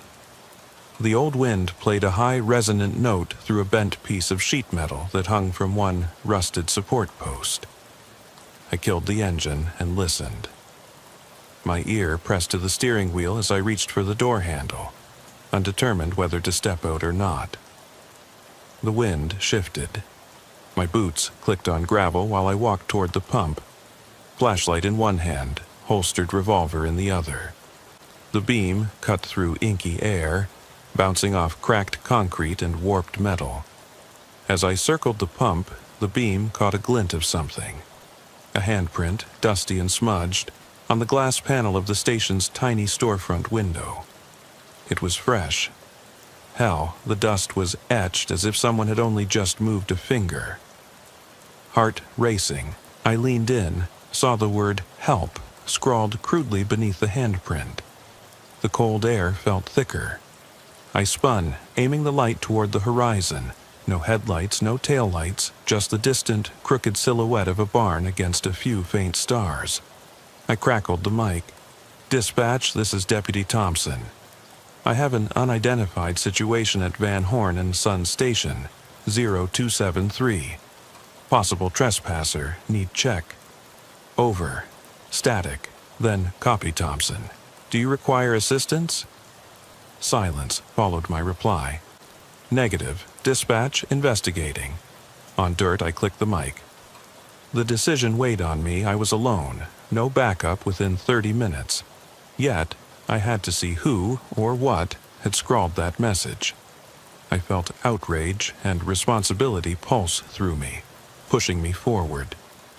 I swallowed a sudden gulp of freezing air and threw the door open. Gravel crunched as I stepped into the night. My breath steamed in the beam's path. I knelt, shining the light on the dusty pavement around the pump, and saw footprints, bare, shallow, and fresh, leading toward the back door of the station. Little stones pressed into the creases of the prints. My boots were tapped down on salt flat soil, but whoever left those marks was barefoot. A jolt of bile burned up my throat. The stench of motor oil mixed with that cold wind, salty sweet almost, as I rose to my full height and headed for the back door. The door was locked, but the knob turned under my gloved hand as if unlatch had long been severed. I pushed inside. The beam flickered over dust-choked shelves, empty racks, and shattered glass. Cardboard boxes lay collapsed in corners. Frost traced toothy patterns across the cracked linoleum floor. I crept forward, nose sniffing the stale air. There was a scuff stain on the floorboards, a drag mark leading toward an office door on the left. I followed. My heartbeat thundered in my ears as I edged past a toppled chair. The radio in my patrol car crackled somewhere outside, but inside the station only my footsteps broke the hush. In that office, the once tidy desk was overturned, drawers yanked open. Paper machetes crunched under my boots as I swept my flashlight across scattered papers, and coffee mugs knocked to their sides. On the wall, a framed print of a desert sunset hung crooked, its glass splintered. I ran a gloved finger across a spilled coffee mug's base, tasting bitter sludge at its rim, evidence of panic and haste. Then, something on the far side of the room. Beside a chair, nudged against the wall, a pair of boots. I spun the beam onto them, scuffed, too small for a man my size and caked with mud. I swallowed cold fear. I flicked my head to check the ceiling. No one. But the boots were oriented toward the hallway exit, like someone had kicked them down to get out fast. I rose, catching a flicker of movement behind me, a shadow behind the cracked window, as if something was watching me from the broken glass. I spun to face the glass, pressed the barrel of my service pistol against the frame. A crackling hiss rose from the broken edges as I peered out. Nothing. Just swirling dust lit by my flashlight, drifting into the night like suspended motes. I angled to the doorway again, pressure in my chest. If I stepped back to the pavement, I could call for backup and set up a perimeter. But I remembered the scattered footprints inside, mixed with blood. Tiny drops, trailing from the office through the display area toward the men's restroom. My stomach roiled. I felt the old click of adrenaline pulsing through my veins. Someone had bled here. Someone had been hurt. They might still be here. I holstered the pistol and opted for the deputy's radio. Dispatch, Thompson again. I have blood inside the station. Footprints leading to restroom, requesting immediate backup. Over. The static spat back at me for several seconds before an indistinct answer returned. Copy that, Thompson. Stay safe. ETA 10 mics out. The confirmation provided a sliver of comfort, like being tethered to solid ground. I exhaled, hot and ragged. I reached out, turning the restroom's doorknob. It gave under my weight. I shone the light inside. Tiled floor cracked. Slow drips of water forming puddles, and a stainless steel sink whose faucet hung off at an angle. At my feet, another smear of blood curved like a question mark. No body, no sound. I scanned the room, heard the hum of a distant machine in my head, like a purring engine just over a death rattle. I knelt, pressed the palm of my hand into the smear. It was warm to the touch, fresh. My vision shifted, light catching a reflection in the tarnished mirror. I looked gaunt, hollow-eyed, sudden sweat on my brow despite the chill. A noise behind me made me spin. A soft scraping, like metal on tile, coming from the stall door. I pointed the flashlight and saw it quiver, as if something were sliding across the floor. "Sheriff's Department," I said, voice low, steady. "Show yourself." No response. Just the scraping grew louder, slow, methodical. I eased forward. The stall door swung open on rusted hinges. Empty. I swung the light downward, then to my side, and caught sight of a crumpled manila envelope lodged beneath the toilet bowl. I bent to retrieve it, heart pounding, gun drawn. My gloved fingers pried it loose. On the front, a hastily scrawled line. 287 West tonight. Nothing more. I looked up. Outside the restroom window, faint moonlight revealed a figure crouching on the outer wall. I bawled out, "Come out! Step into the light!" The figure didn't move. The moonlight alone was too weak to show details, but I sensed something pressing against the glass, like eyes or maybe nothing human at all. My mind tried to conjure sense, but only dread filled me. A sharp crack echoed, a branch snapping, or the stall door slamming behind me. I whirled around, light flicking across the room. The noise wasn't behind me, it was above, the ceiling. Hatch in the restroom's ceiling was ajar, a hinge creaking. My senses screamed. I backed toward the doorway, feeling the echo of that scrap of paper in my hand. Words burned into my mind. 287 West tonight. My back pressed against the door frame, and I lifted my pistol, muzzle level with the open hatch. The station lights, those broken fluorescents, fluttered, casting erratic shadows on the walls. I swallowed hard, suppressing the whimper in my throat. I nudged the hatch upward with a firm kick. It collided with the narrow duct inside, just wide enough for a human to crawl through. The beam lit up a handprint smeared with blood on the duct's metal lip. The scratch of fingernails on metal followed. I fired once, deafening. The hatch slammed shut. I felt the vibration in my chest, the bullet punching a hole in the unknown darkness of that crawl space. My heart pounded so hard I was sure I'd be sick. The bathroom door behind me burst open. Deputy Martinez, backup arriving, eyes wide behind binocular-style night vision goggles. "Thompson, what the hell?" he yelled, dropping to one knee and leveling his weapon at the ceiling. I raised a hand to calm him, voice trembling. "There's someone in the ceiling. I heard them moving." He looked up at the hatch, breathed out slowly, eyes locking with mine. "Holy, call it in. Let's seal this place."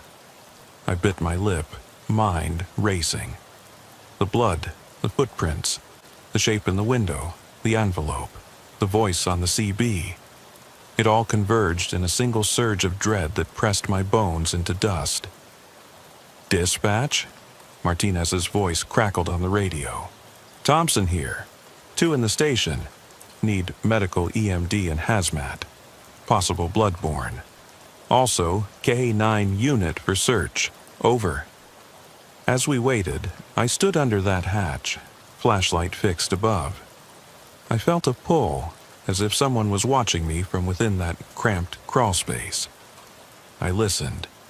If I strained, I could hear breathing, shallow, ragged, the faintest rasp of movement, like something shifting, sliding further back.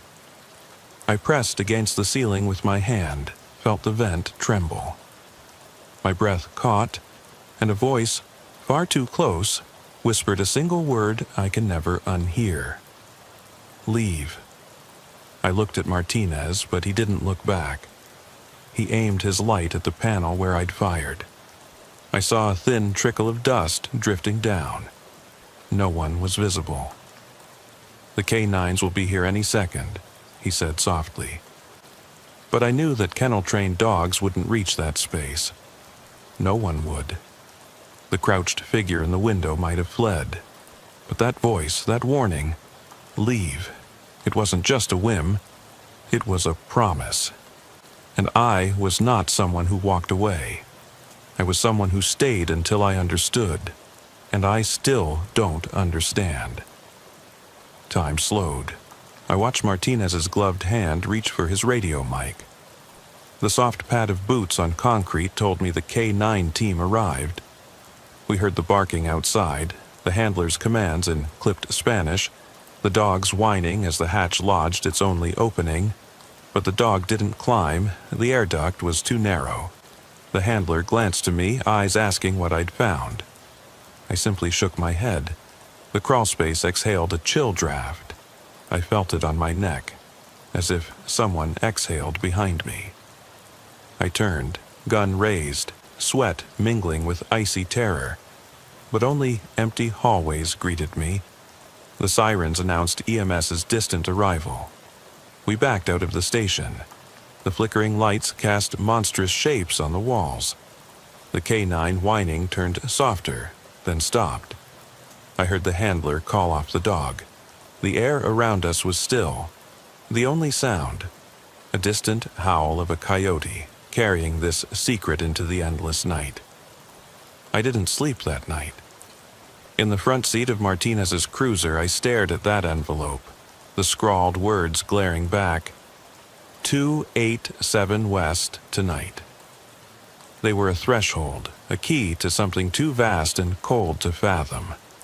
I blinked. My chest tightened, and I swore I could hear the voice again, a low rumble from my own head. Leave. But I couldn't. I had already broken that rule the moment I reached for the envelope. I belonged now to the unspoken thing lurking in that crawlspace. Its hunger was not for flesh, it was for attention to be known, and it found me. We escorted the medics inside, told them to secure biohazards. Martinez hovered near me, silent. He knew my eyes were distant, fixed on something beyond the station doors. The night outside was alive with wind and dust. Every breath I took tasted like regret. And beneath that taste slithered an understanding. On these lonely plains, there are things older than law enforcement, older than ranchers, older than the whispering wind itself.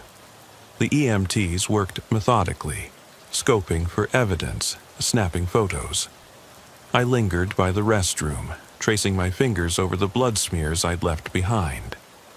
They were like footprints of a soul, tracks in the dust leading to who knew what. I imagined crawling into that vent.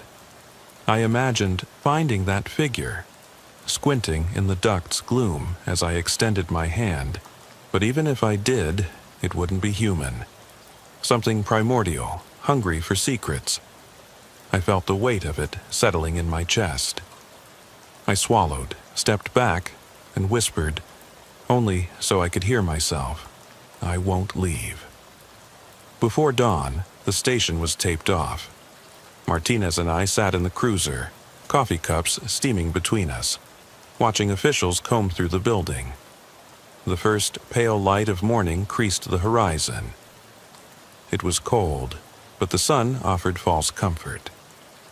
I pressed the envelope's edge against my forehead, feeling the paper's grit. I sensed something shift inside the vent above, a final exhalation, like a secret escaping its prison. I heard no creak, no movement. It was silent, but the hush was a roar in my ears. I tore open the envelope. Inside was a single Polaroid, a snapshot of me, standing at my front porch an hour ago, though it was impossible to have been taken. The porch light was off when I left 12 hours ago. My wife, Maria, in the background, eyes wide, staring at the camera like she saw a ghost. But no one was on that porch but me when I left. The timestamp scrawled on its white border read 1 a.m., 287 roadside. The camera's flash had marked every detail. My eyes, damp with something I didn't recognize, fear or grief. And in the darkness behind me, a shape crouched, its silhouette pressed against the glass door like a smudge, almost forgotten by the camera's sudden glare. It had no features, just a folded outline like a bent piece of metal.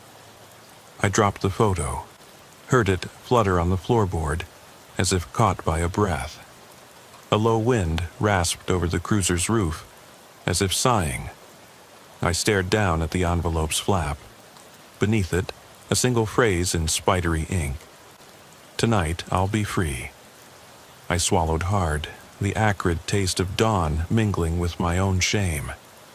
I didn't know who sent it, but I knew it wasn't human. It was that lingering presence I'd disturbed.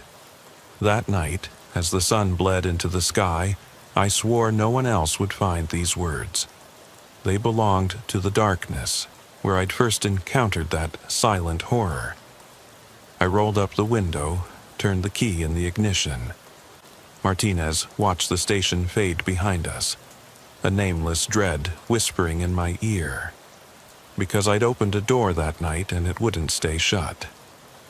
It had tasted my fear, and it was hungry for more. We left the station with more questions than answers. I couldn't unsee that shape in the Polaroid, crouched behind me like a silent guardian or predator. Back at my trailer, an old single-wide parked 2 miles outside Littlefield, I tossed the photo onto the coffee table. My wife, Maria, sat across the room reading a battered crime journal. When I walked in, she looked up with that same haunted expression as in the picture. She studied me, but didn't ask questions. She had learned years ago that what I did at night didn't make sense to her. That cold look in her eyes was worry. Worry for a man she barely recognized, scared of a darkness she could never fully grasp. I poured black coffee into a chipped mug, brought it to my lips and tasted ash. The walls of the trailer rattled with the hum of its ancient heater, barely keeping the Texas chill at bay. I could feel Maria's gaze behind me, like a reflection in unseen glass. I didn't turn. I needed this solitude to process. I traced the Polaroid's edges with a trembling finger. Whoever or whatever that inky shape was, it wasn't tied to a single location. It slipped with me, lingering just out of sight, a silent promise. I remembered the voice, leave, and I'd refused. Dinner's at 6, Maria called, voice soft. I nodded without turning. She left the room, footsteps muffled by threadbare carpet. I heard the front door click shut. The trailer fell into a quiet that felt like quicksand. I took another sip of coffee, shoved the Polaroid into my jacket pocket, then grabbed my keys, heading out before the darkness could swallow me again. I needed to understand what I'd unleashed. There was no way I could continue the investigation alone. I drove to the Sheriff F's office in Littlefield. The building's neon sign flickered. Lamb County Sheriff F's and Coroner's Office. I grabbed the photograph and headed inside. It was almost sunrise. The front office clerk gave me a tired smile. "Rough night?" she asked. I forced a nod, dropping the Polaroid on the counter. "Had something show up tonight?" I said, voice low. She glanced at Maria's desk calendar, December 16th, 1:30 a.m. EMT had to patch a kid hit by a pickup on County Road 25, though, according to dispatch, no one's been on that stretch since sundown, she said, lifting an eyebrow.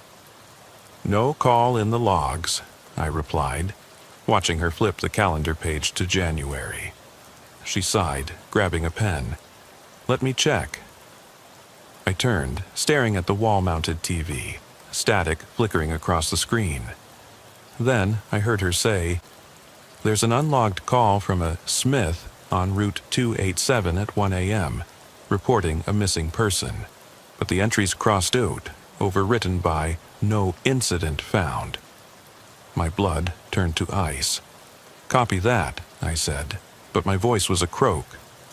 I left the Polaroid face up on the counter. Her eyes landed on it, widened, but she said nothing. I walked out, heart pounding like a jackhammer. That afternoon I drove out to County Road 25, where the EMT said someone vanished. Cutter's gravel entrance gave way to a long stretch of cracked pavement, flanked by leafless mesquite and tawny grasses. The sun was low, casting elongated shadows that crept across the road like silent predators. I parked under a dead pecan tree, grabbed my flashlight and set out on foot. My boots crunched on the gravel. The stillness felt predatory.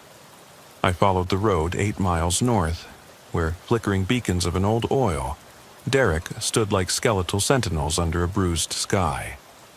Beside the derrick lay a crushed dent in the guardrail.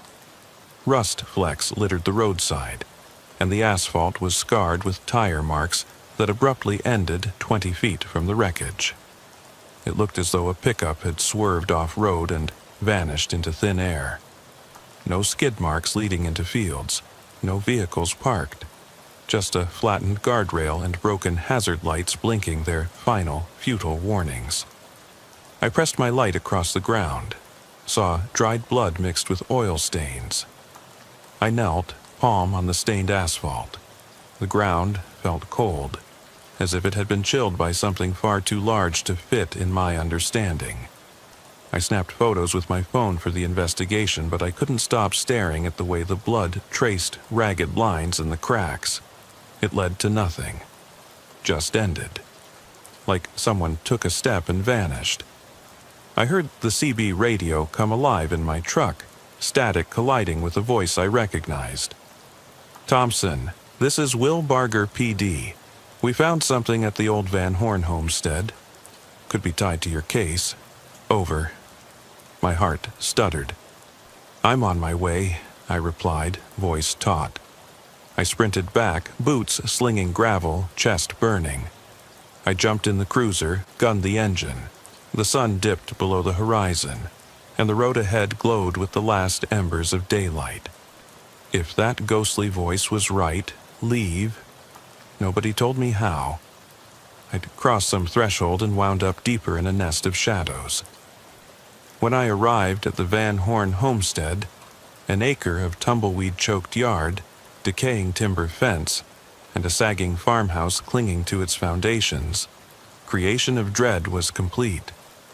My flashlight beam danced over weathered lap siding, flaking paint like old scars. Inside the back porch, I found fresh footprints in a thin layer of red clay, dozens of them, weaving in and out like a spider's web. Each print was bare, small, as if left by someone barefoot and crawling. I swallowed. I remembered the prints in the gas station bathroom, bare, tiny, and how those ended in a blood smear. Something patient, persistent, tracing me like a living nightmare. I lifted my radio. "Martinez, Will Barger PD says they found me something. Meet me at the homestead, on Nocta Secas." The reply crackled. "Copy. On my way." I stepped into the living room. Plaster tore from the walls. Floorboards sagged under layers of dust. The air smelled like stale rot. I focused on the fireplace mantel. A single photograph in a warped frame. Black and white shot of a family, circa 1950. A father in a 10-gallon hat, mother holding a child. The faces were scratched out, prescribed by time and cruelty. I tilted my light down. Beneath the frame lay a folded piece of paper. I opened it. Words, printed in perfect script. "He never left." No signature, no envelope, just a statement that felt like a verdict. I turned, aiming my flashlight down the corridor. The floor creaked under my weight. At the end stood a bathroom door, half ajar. I gripped my pistol, held my breath, and approached. Each step felt like walking across a grave. When I pushed open the door, I saw fresh footprints in a line leading to the cracked mirror. Bare footprints, smeared with something dark. In the reflection, I caught sight of a figure behind me. Hulking, faceless, sprouting from the darkness of the hallway like a living shadow. My blood froze. I wheeled, gun firing a single shot. A sickening thud echoed. I shone my light on the floor. Nothing, no body, no blood, no trace. The walls stretched, as if chewing space. I felt a hand on my shoulder. Martinez, his face pale, breathing into me. "You shot nothing," he whispered. I fell to my knees, pistol clattering to the floor. I stared into the mirror's cracked shards. My reflection shattered. My eyes, bloodshot, held the shape of that figure. The reflection shifted, and I saw it crouch behind me, as if pressed into existence by my fear. I slammed my fist against the mirror. It splintered, sending shards raining beneath my boots. Under the jagged edges, I found a faded newspaper clipping. Van Horn family vanishes. The date, January 3rd, 1952. the headline described 3 siblings missing from their childhood home. No bodies found, no clues. "He never left," it said at the bottom, as though someone had tacked that note afterward to puncture the story. I exhaled, vision blurring. Martinez knelt beside me, placing a hand on my back. "You okay?" he asked, but I couldn't answer. I stuffed the clipping into my pocket, but my hand came out shaking. The ghost of that family, children frozen in black and white, had been waiting just behind the glass for decades. I could feel their presence, like a horde of whispers swirling in my brain. Something old as this land, hungering for acknowledgement. We cleared the house. As I stood in that parlor, dust dancing in the beam, I realized the voice wasn't urging me to leave physical places. It was trying to scare me from awareness. The more I investigated, the more I fed it. It thrived on my attention. The blood, the footprints, the scribbled envelopes, they were bait. It wanted to be seen. Now it was. I closed my eyes, I wiped sweat from my brow and felt the chill of that old farmhouse press against my spine. No matter how I tried to protect this county, I'd stumbled into something that no badge or partner could shield me from. Martinez radioed for K9 units. They'd finished sweeping through, no hits. I watched their dog circle the overgrown backyard, nose to the ground, tail wagging uncertainly. Even the dog seemed perplexed. The handler shook his head. "Just the wind," he said, though his eyes hinted at something less certain. The sun had set, leaving only a faint glow on the horizon. The wind picked up, rattling the broken windows like distant thunder. I saw a shape shift behind the boards, covering a window, an inky silhouette, squat, pressed close to the glass. I lifted my flashlight. Nothing. The boards were nothing but rotted planks. Still, I felt that presence, eyes boring into my skull. Back in the cruiser, I drove us home in silence, the engine idling low as if afraid to awaken the night. The envelope and newspaper clipping burned in my jacket pocket, a hot brand against my thigh. I glanced in the rearview mirror. The flat field stretched behind, nothing but weeds and moonlight. Yet I sensed the watchers, crouched in the ditches or lurking above in the skeletal trees. I looked at Martinez in the passenger seat. His face was drawn, jaw clenched. "We're not alone on these roads," he said, voice barely more than a whisper. I nodded, biting my lip. I knew I'd never sleep again. My mind would replay those footprints, the whisper of fingernails on metal, the Polaroid's word, "Tonight, I'll be free." That night, at home, I bolted the door. Maria locked the sliding bolt, but when I turned, I saw her eyes, hollow, frightened. She held her arms across her chest, staring at me as if I carried a corpse in my soul. She tried to ask a question, but words wouldn't form. I held up the newspaper clipping, but she flinched. I pressed a finger to my lips. "Not yet, I have to finish this." She nodded, tears brimming. I left a light on in the living room, the door ajar. I didn't shut it all the way, as if inviting that presence to come for me once and for all. I needed to see its face, to look into whatever eyes hid behind that darkness. I sat in my study chair, turned the lamp on low, and laid out all the evidence, footprints traced from station to homestead, clippings, envelopes, the Polaroid with my wraith-like figure. Each detail connected to a limb of something vast, ancient, hungry for acknowledgement. I traced a path on the wall map: Van Horn Station, the homestead, the road fatality site, the family farmhouse. They formed a crooked line, a lunar arc under the Texas moon. I inhaled, feeling the corners of reality blur. The ranch house's windows rattled as the wind whipped through the trees. From somewhere deep in the night, I heard that rustle again, like fingernails on bone. I rose, heart hammering.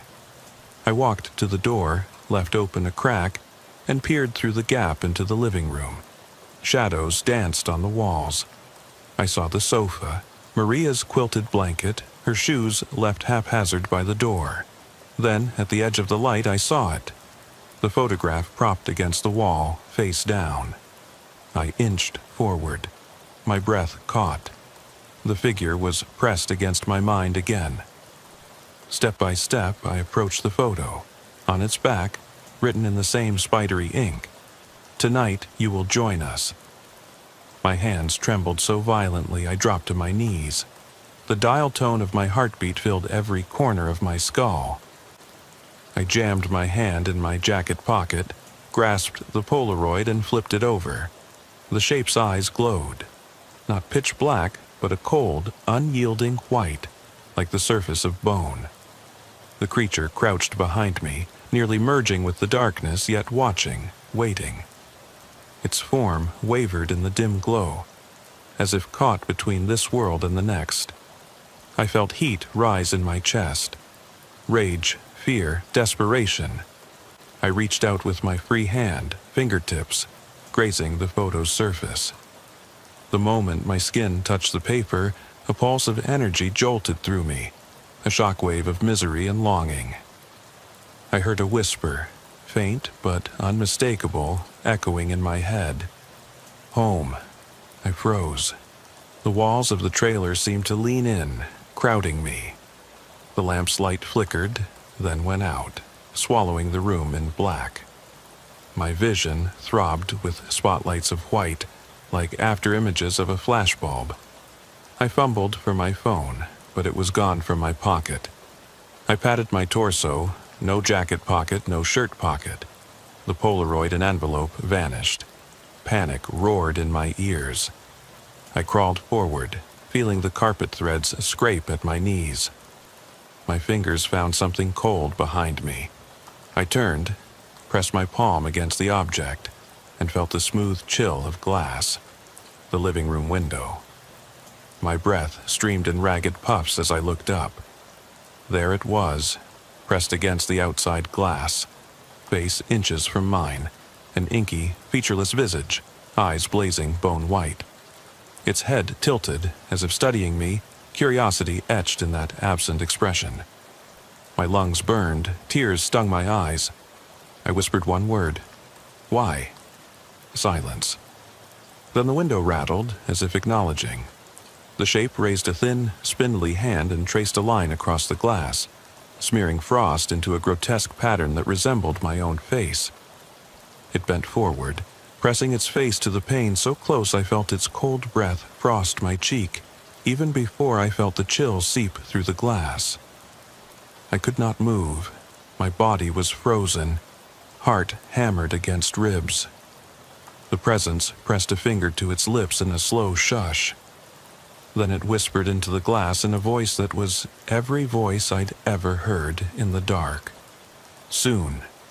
My ears rang with the word. And in that instant, I understood. It would never stop. It would always whisper behind me in the dark, harmonizing with every gust of wind through a broken window, every coyote's howl, every creak of an ancient floorboard.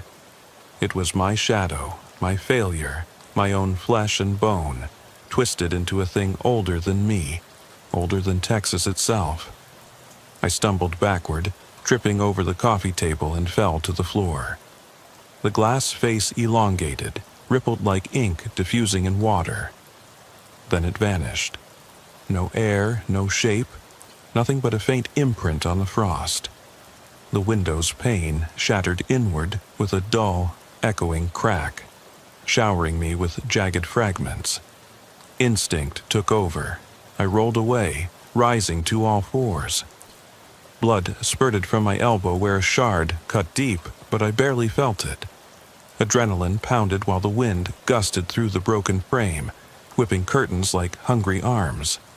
I scrambled for my revolver, pulled it from the nightstand, and fired once at the darkness outside. Blind, deaf, desperate. Empty space answered with nothing but howling wind.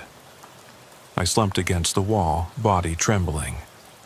I looked down at the shattered glass, shards swirling at my feet like wounded stars.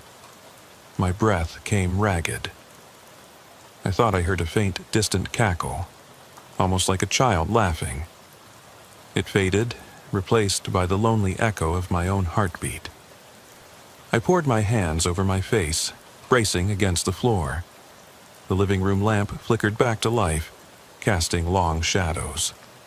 I stared at the doorway, nothing beyond except the dim hallway, the faded lining of walls that held years of home, laughter, arguments, and family dinners. But now, that home felt alien, invaded. The wallpaper's floral pattern, once comforting, seemed twisted, like hands reaching out. I clenched my teeth, tasted blood and fear. I realized I might never escape this thing I'd awakened. No matter where I went, it would follow, pressing against the thin veil of reality, waiting for me to let my guard down. I thought about the office station in Archer City, the homestead, the old family farmhouse, even that fatal wreck on County Road 25. Everywhere I stepped, footprints formed, bare, small, leading to questions that no lawman's report could answer. I slid my back down the wall until I sat on the floor, legs drawn up under my chin, eyes locked on the broken window. Through the jagged hole, I could see the oil derricks beyond, their skeletal frames creaking in the wind. The wild, flat landscapes of West Texas stretched into blackness, dotted with distant lights that felt like eyes watching me.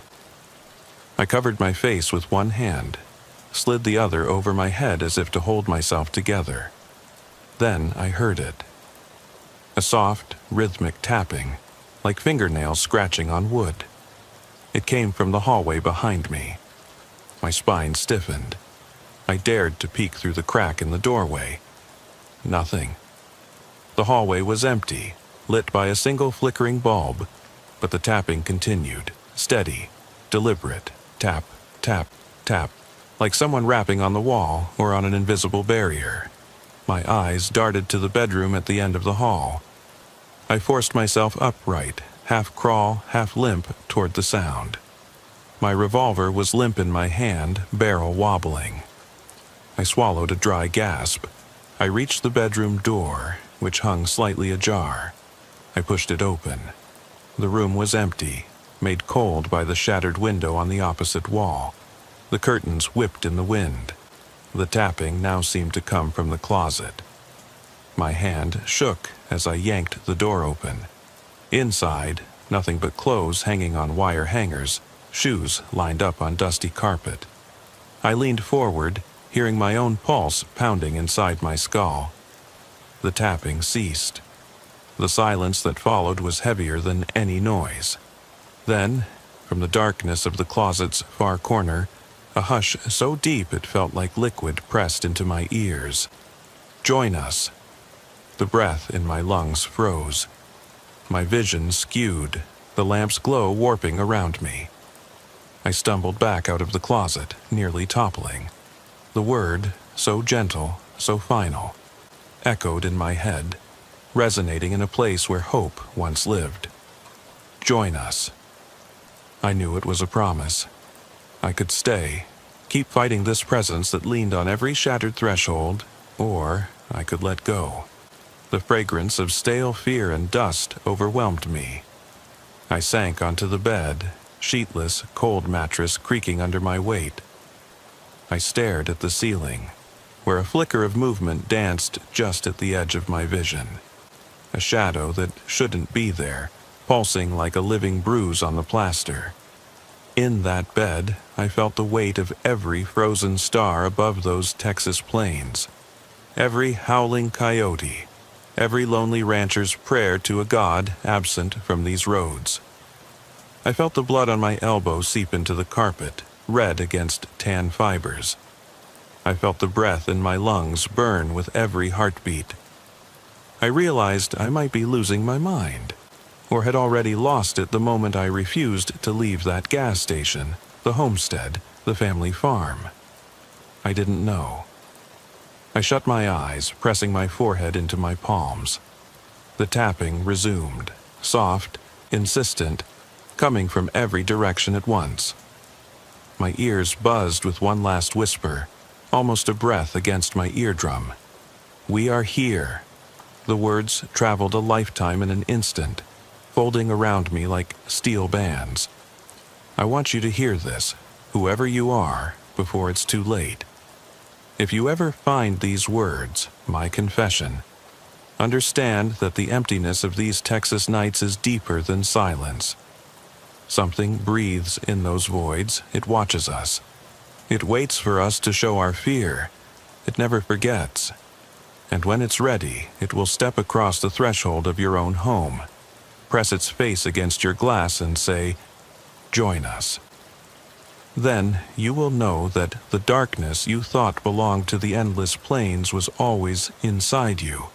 So listen closely, because after tonight, I may never speak again. And the last echo of my voice, this confession, will be my final act of defiance. I refuse to let it claim my soul without a witness. That's all I have left, and I hope it's enough.